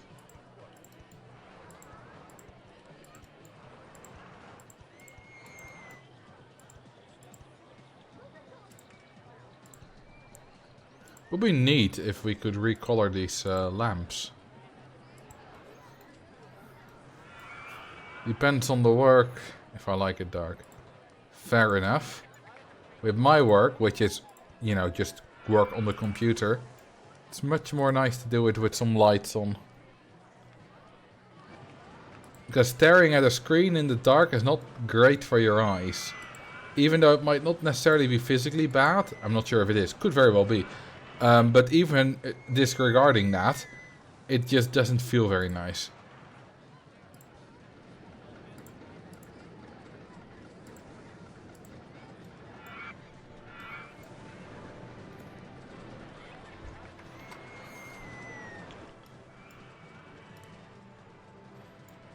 Oh, the park is getting more and more complete every day. This wild mouse has a very unnecessarily long station. Because there's no minimum waiting time. It's not like that's the reason for there being a lot of cars in the station. No, the ride length is just too short. It's only 32 seconds. But people will pay 16 bucks and 40 cents for that.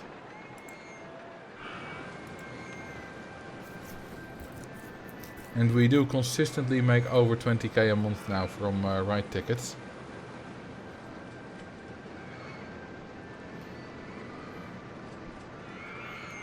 Which is very, very nice. These fellas still can't find their way back very well.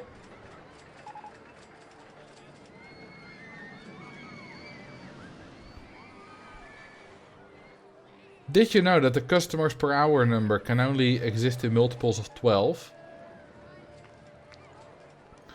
And on most rides only in multiples of 24. Because on most rides people go on in pairs. There are exceptions, of course. Yeah, like the spiral slide. But when they go on pairs, it can only exist in multiples of 24. So basically, how the customers per hour number is calculated is the game kind of has 10 intervals of 30 seconds, and then every 30 seconds it gets the number of guests that have been on the ride in that 30 seconds, and then it stores it in the list of 10 30-second intervals, and it discards the oldest one. And then to calculate the number per hour, it does it times 12. Because 10 intervals of 30 seconds is 300 seconds, 5 minutes, times 12 is an hour. So it only goes on for it only takes the last 5 minutes into account. I mean, technically 4 minutes. Because the game does time wrong. So per hour is actually 144 per 48 minutes. Make the path 1 tile higher, then it's easier for boats to return. Is it? Like, they can go under this just fine. I presume it being 1 tile higher makes no difference.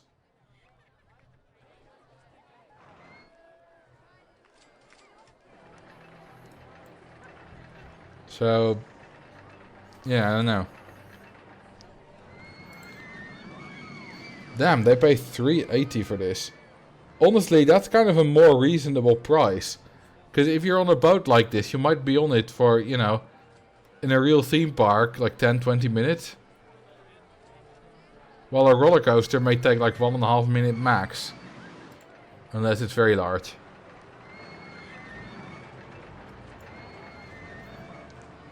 Should probably get some more handyman.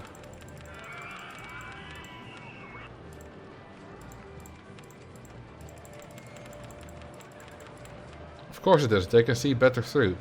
I mean, yeah, if you take realism into account, but the game doesn't take realism into account usually. And I'm pretty sure that in that case they definitely don't.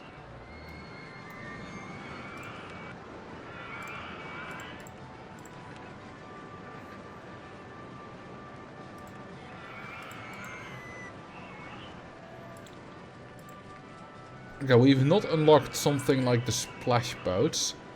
I'm not even sure these splash boats exist in the very, very base game of RCT1. I'm pretty sure it does exist in at least one of the expansions though. But not 100%. How about a second boat hire? So that more people can get lost.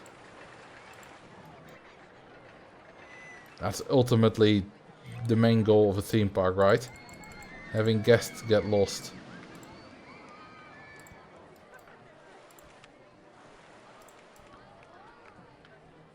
Ooh, how about we'll give them swans? I like swans.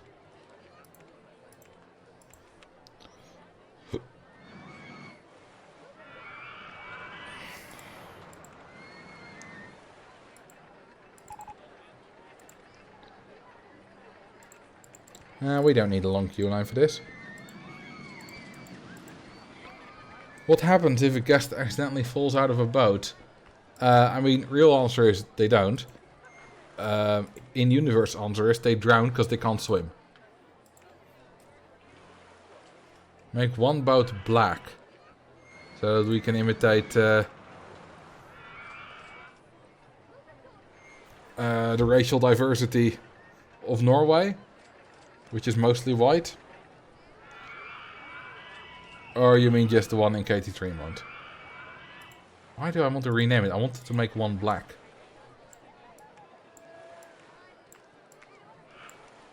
There we go.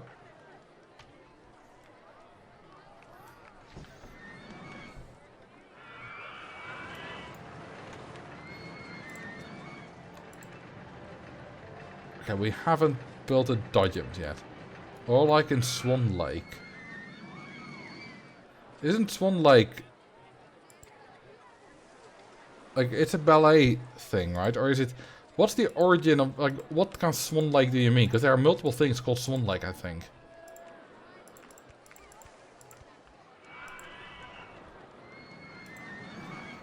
You should make the bumper boats a rainbow of colors.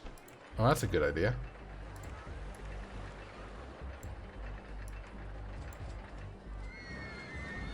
The ballet from Tchaikovsky. Yeah, that's that one.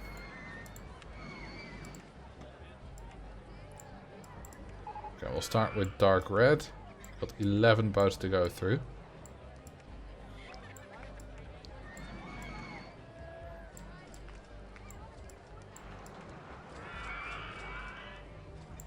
There's no real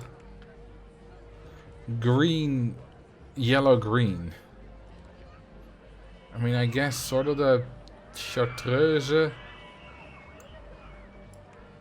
Maybe a little bit.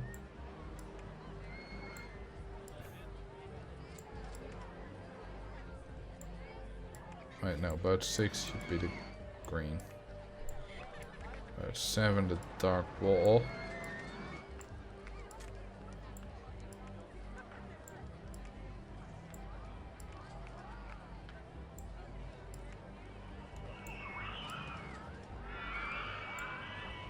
There we go, that's a rainbow.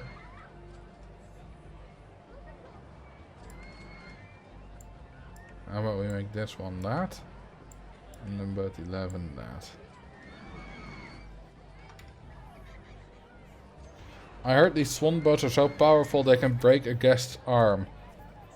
I mean, maybe in real life, but in Roller Coaster Tycoon that's the thing that does not exist. So, they can run over guests, but that doesn't do anything. The guests are always drowning then already anyway. Okay, hi, I'm back for a bit. Welcome back. How's Max doing? Are his scores any good that he's giving?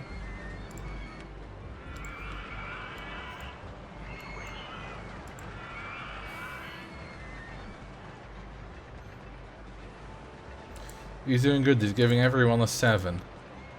If he's literally giving everyone exact a 7, then his vote is entirely useless.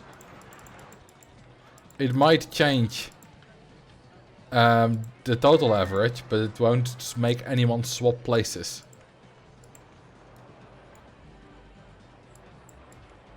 Now, I presume he's not literally doing exactly that.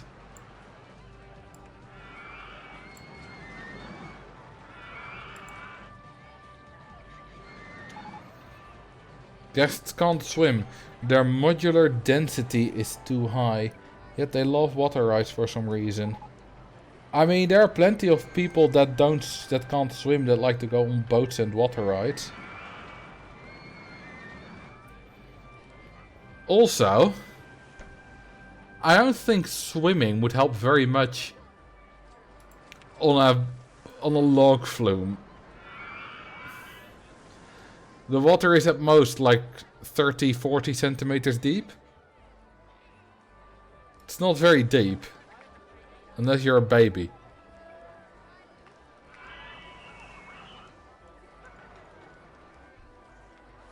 Guess who's in Max's stream? The guy Bananfanat who we joked with on multiplayer. No, it wasn't actually you playing. Oh, nice.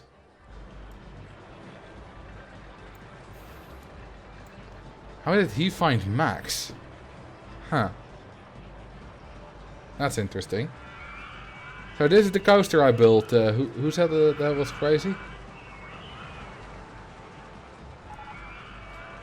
Someone said that, and now I can't... Oh, it was Baruba. Only just joined in. Yeah, it's a neat coaster. It's got 8.88 intensity. And nearly 7 excitement.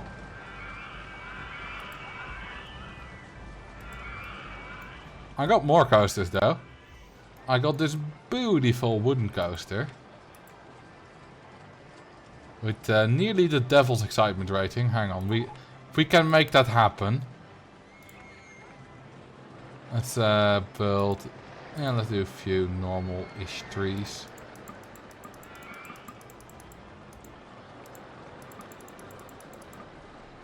Oh, way too high now.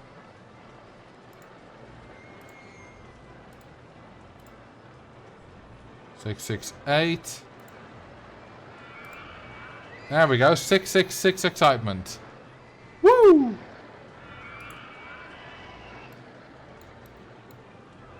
I just got a banner ad on your stream for the first time, and it's from Magnum Raw XL condoms. Well, it knows what you're into.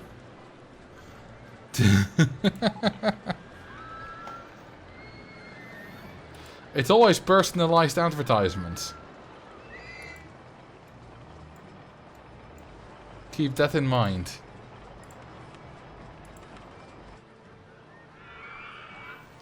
How much did you pay them to advertise that below your stream? They should pay me for that. That's how advertisements work.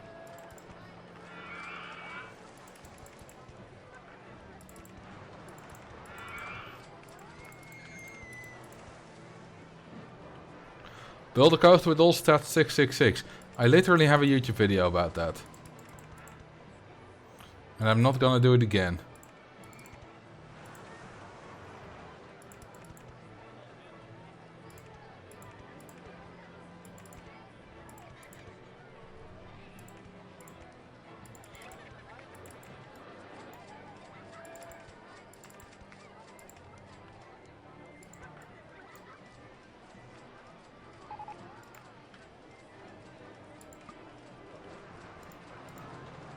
Ah, son of a bitch.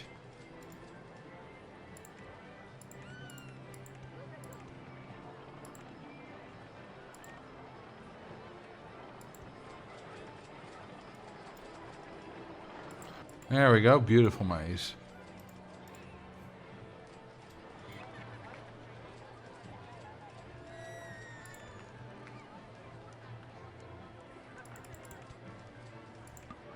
There was a professor in university, our classical mechanics professor, who was just a legend. And at some point, he started up the Beamer to show some PowerPoint slides or whatever, I don't know. And on his laptop, he got some advertisements for hot women in his area. And I forget exactly what his reaction was, but it was legendary. It was perfect, you know. I forgot what he said, but it was the way you should handle that. And we already respected Rob T very much. But after that he became a true legend. In fact, I'm pretty sure that in one of my old videos I even named a guest Rob T or Rob Timmerman as an Easter egg for my friends, and they did catch it. Like 5 years ago? Maybe even longer.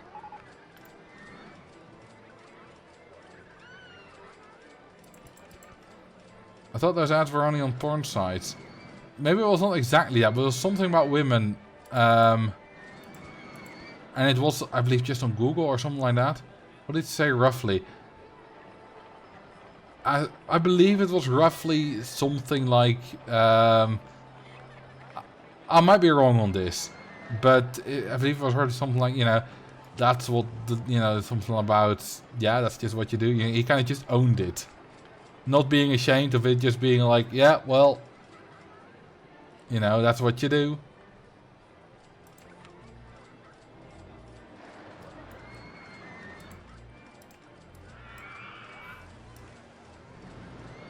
But it was just his demeanor when teaching and kind of, yeah, just the way he did things just kind of made him a legend.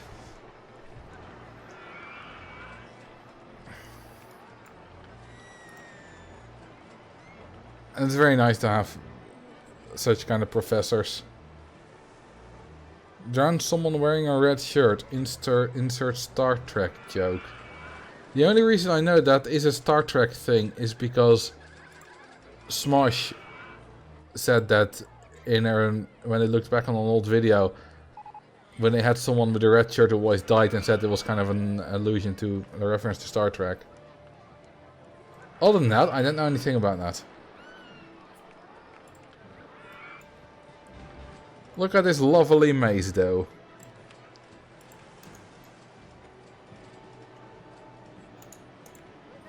You can charge $2.40 for it.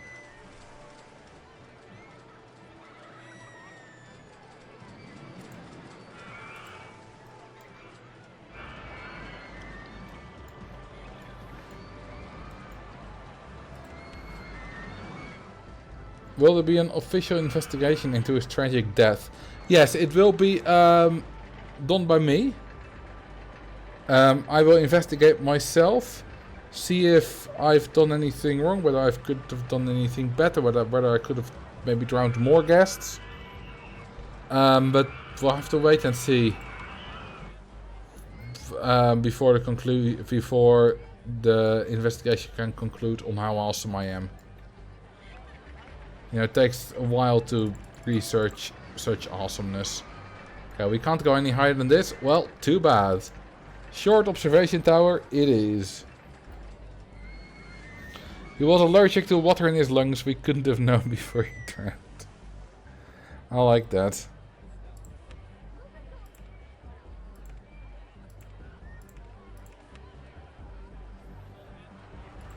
This sounds like the time FIFA investigated themselves and concluded they weren't corrupt, and then didn't publicly release the report. Yeah, shit like that. Absolutely awful.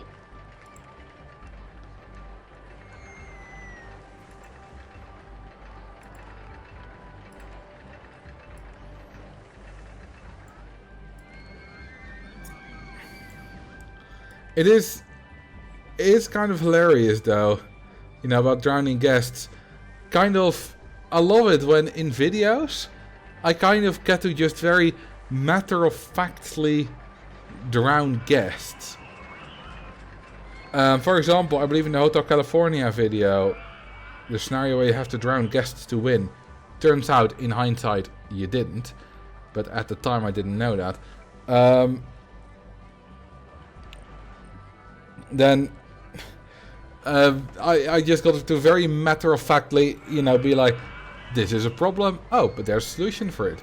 We can just simply drown guests. That will lower our park rating for a while, but it will prevent this kind of park rating loss and yada yada yada. Just like it's another day in the office when we drown guests. It's just, it's kind of part of my comedy on my channel. That I'm very matter-of-factly about torturing the guests, and it's lovely. Why have we not unlocked any thrill rides? I want to see what thrill rides we get. Marcel barely even feels joy drowning the guests. It's all numbers. Everything comes down to numbers. You should have a way to invert the observation tower to go into the water. That exists. Tom Scott has made a video about something like that. It's kind of a gondola on a stick that goes down into the water. I believe so, somewhere in Germany. Name a ride of your choice. What do you want? Tuttle the mind. Can you name the Dodgens Buns and Bumps? I will.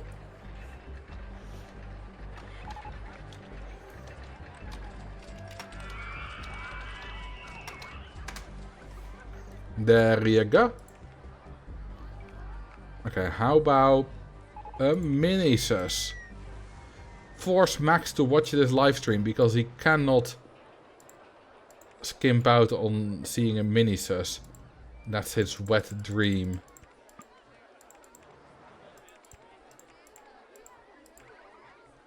Someone go tell Max that I'm building a mini-sus.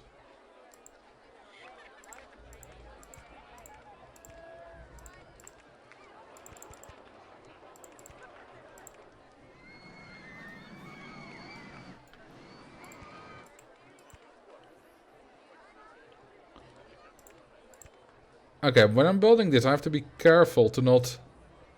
Because if I build this here and then, you know, kind of go straight here, I will block off kind of like the exit and exit lines. So I can't really do that. I mean, you could have still worked around it, but that would have been annoying. Okay, we have the kind of 3 long trains, which means we don't lose as much speed over time as we would with the RST2 version, which only has single cars.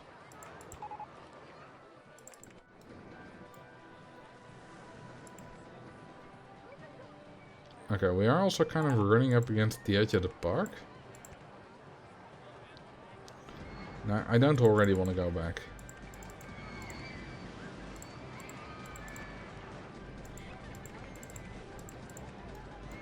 Hey Max, welcome.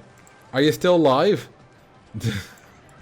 I'm building a mini-sus for possibly 2 different live streams right now. Hello everyone from Max's stream. Okay, so when I watched you earlier, I actually didn't have your audio on, so I had no idea if you acknowledged me. Gotta go back now. Have fun streaming.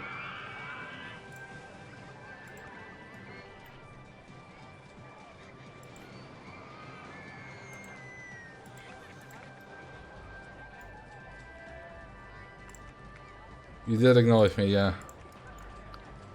I thought you would. Oh, hang on, it's already not making that? Holy crap, doses. Oh, I did not put a chain lift on it, apparently. Well, that makes sense. Boat 3 on Boat Hire 1 hasn't returned to the docking platform yet. Something, something, something. Check whether it's stuck or has stalled. No, it's just lost.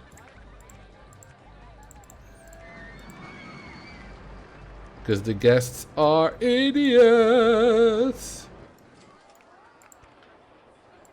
Idiots. Idiots. They are massive idiots.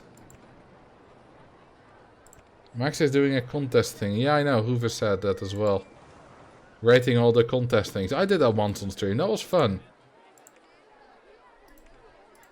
Maybe I should do that on Sunday as well for this contest.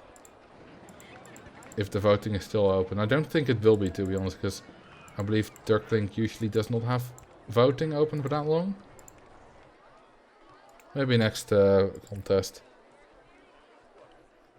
Guests not being stupid challenge impossible. You can make the guests be not stupid if you make a very, like, predetermined park. If there's only kind of one thing for them possibly to do. Okay, no Wild West music here, please. Rack time. Try out a higher path. What do you mean? At boats. Why though?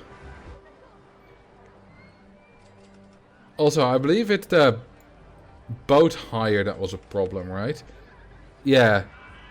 The boat hire are not stuck behind paths. Because the white water boat we have not gotten a message about. The swans are not stuck behind paths, so...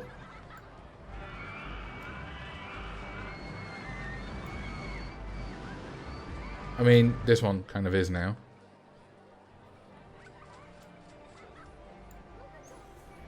How do guests can be stupid these days?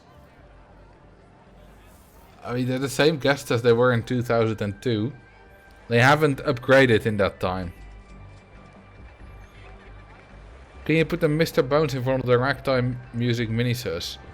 I don't think we have it available. We have literally no special theme available Except these 3 pieces.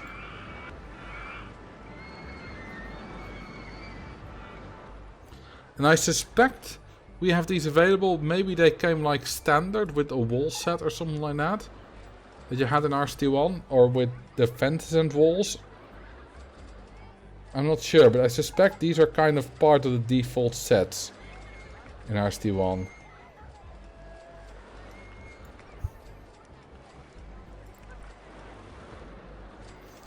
I kind of like the way how you, when you place these on walls, instead of just turning it, you know, rotating it, they still have the cards be correctly oriented. It's just that the cards are offset height-wise.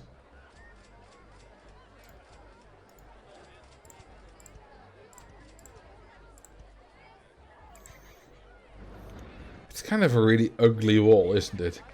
You can use it well in kind of certain setups and decoration styles, but if you just use it as a kind of random bit of wall, it doesn't really work.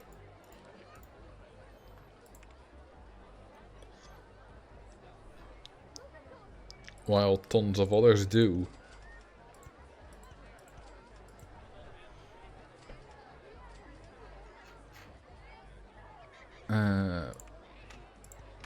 Pointy roof, please.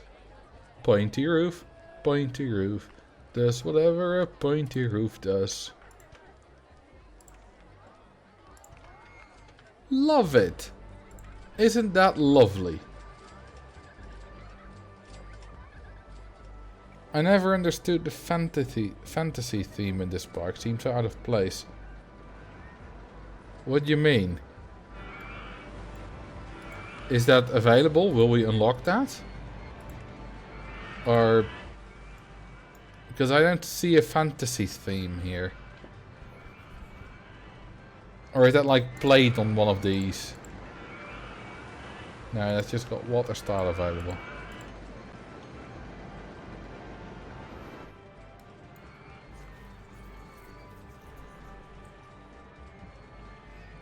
This wall is not in the cards. No, it's not. Okay, what thrill ride? Okay, we got a go-kart, which I like. What will we get next? The launch it freefall? Just its inclusion in the park's lineup. You have... no, I didn't unlock it. I think those were just those...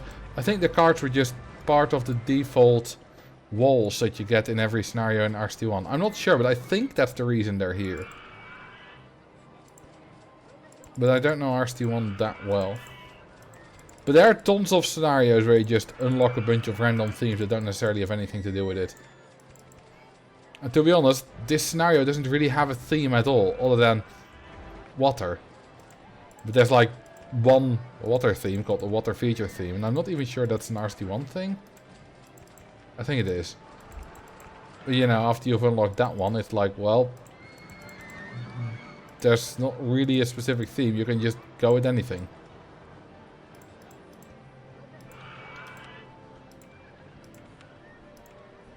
The nice thing about the go-karts is that the carts by default have very brightly colored colors. So you don't have to put any effort into making it a rainbow.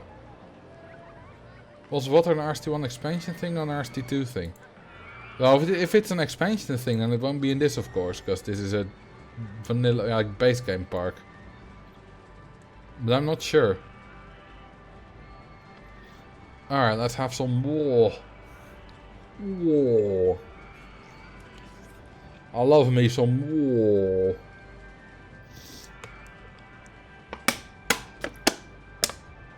Water bottle ASMR.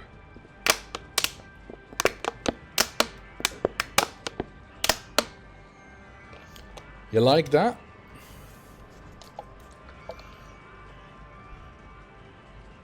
Ooh, we are rich, baby. Look at that.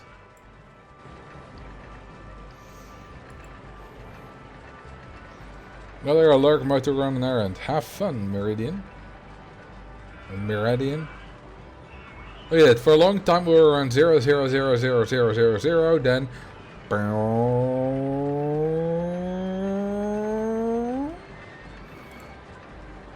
Park value went up a lot in that previous time, but after that we started spending less, building less big coasters. So it didn't go up very much anymore. Weekly profit, of course, went up accordingly. I always love seeing the spikes in the weekly profit where you just randomly repainted a lot of the terrain or something like that. Built a massive coaster. You know. Did something like turning this whole thing into a desert. Honestly, this doesn't look half bad. I mean, these trees on the desert floor look a bit weird. But this doesn't look half bad. It really looks like an oasis.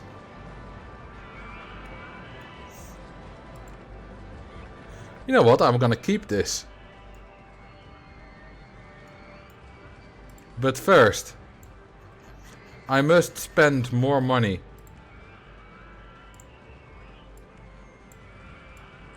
Just because I can. I spent 109,000 on landscaping. Soon, a weekly profit minus 380,000. Soon, we will see the spike graphically as well. That one updates a little bit less frequently. Yeah, it's a beach party! Woo! Painted all the non-geometric patterns. I don't have that much money. I do only have 64,000 left. It's expensive painting land. And I had to be very careful to not accidentally try to raise it. Although, to be honest, I might have been stopped quite quickly by there being some kind of ride in the way. If I tried to.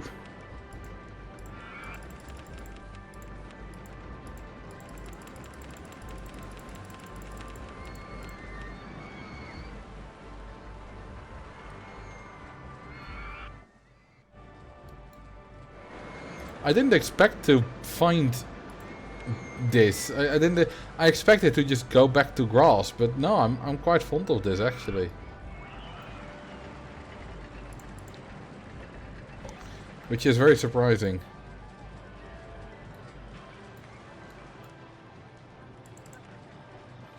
Dumping all that sand and taking it out and dumping again costs money.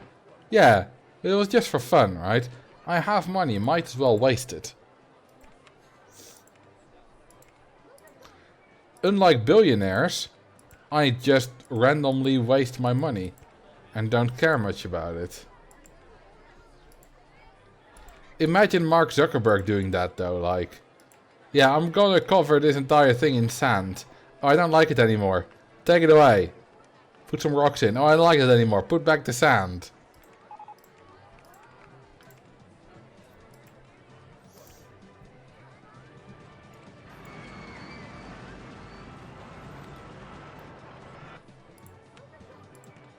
Give this some better colors.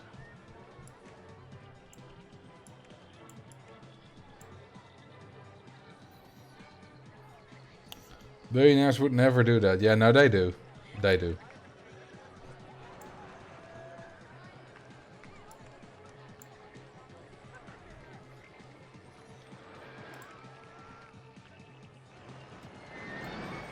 They absolutely do waste a lot of money on stupid stuff. Then again, we would do that too, probably, if we had billionaire money.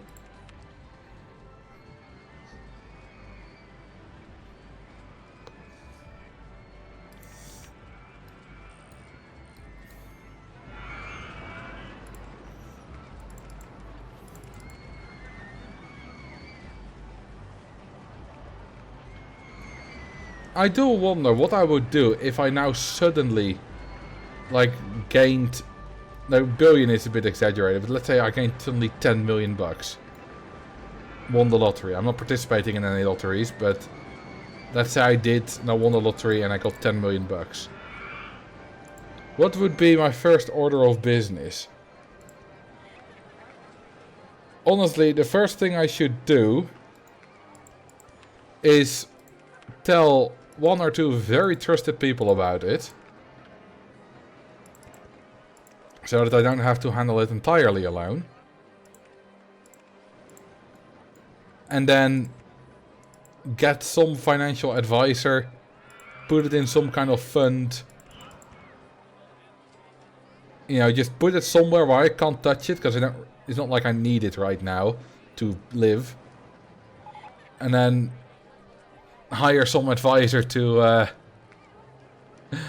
get advice on how I would go about it. Yeah, I would definitely buy a house with it, but that's not something I need right now. You know, if I won whatever many bucks, I could just take, like, I don't know, like, you know, a while, let's say a few months to get my business in order and see what I would need to do with it. I have seen, you know, on Reddit, that's kind of a common question, right? You know, what would you do if you got a lot of money and stuff like that? People always say, tell no one, because they'll all come begging for money. And I'm like, I'm gonna tell a few people, but not many. Like, I would not announce it on the internet, for example.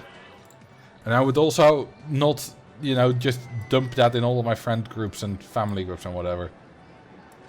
I would definitely tell my brother and my mom. Because I know they would just try to help me manage it. And not bugger me about it. Although they might... Because now fairly often, because, you know, I don't make that much money. They are just, yeah, I'll pay for this. You know, if we're going out for dinner or something. Which is a very nice gesture. They might stop doing that. Which would be entirely fair. I would have no problem with that.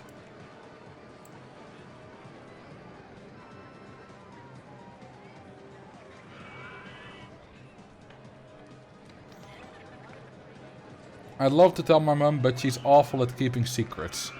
Yeah. In that case, I would understand why you wouldn't. Like, if I told my mom, Roel would definitely know about it. Roel's my stepdad and they live together. And, you know, if she did stuff to help me and, you know, I don't know. You know, we would call to chat about it. It would be very hard to hide it from him. Also, I trust him fully anyway. I wanted that one. That's the only cheat I'm going to use. Disable plant withering. So Marcel has clearly won that amount and he's hoping for us to give him tips on how to invest it clearly. I would not take tips from a random... I mean, not entirely a random stream chat, but I would not take tips from a stream chat. So, no.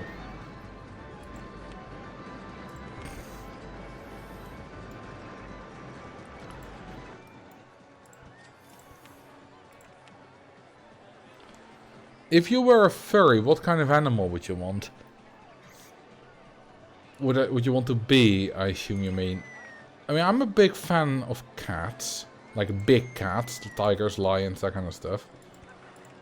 So if I were a furry, I'd probably just be like a cute kitten. Or a ferocious lion, I don't know.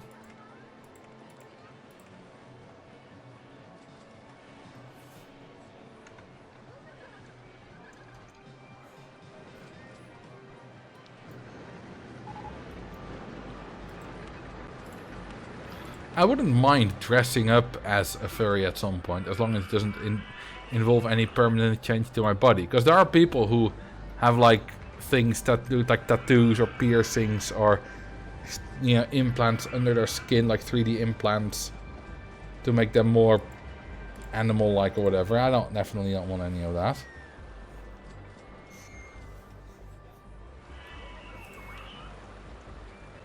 I would kind of like to go to some kind of con where people dress up. Could be a furry convention, but it could also be some like of comic convention, you know, where there's a lot of cosplay. It would just be amazing to see all the crazy cosplay that people come up with, right?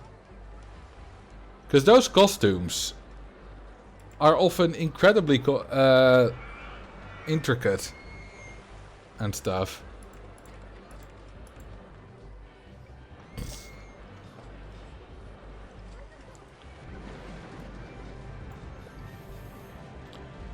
You had that answer prepared.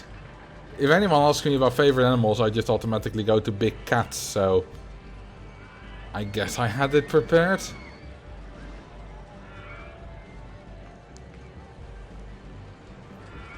Alright, it's warm. I'm tired.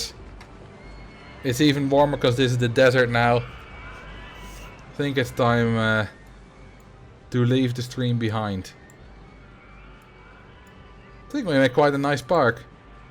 Not anything special, but you know, it's nice.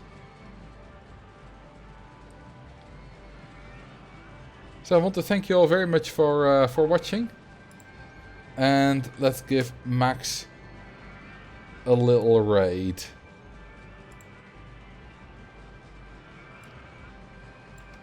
So say hi to Max for me. And I'll see you, well, whenever the video is ready. Probably somewhere in the weekend. I'm not sure. And otherwise on Sunday on the stream. Thank you for watching. And I'll see you all next time. Have a good night, good afternoon, good evening, or good morning. Bye-bye.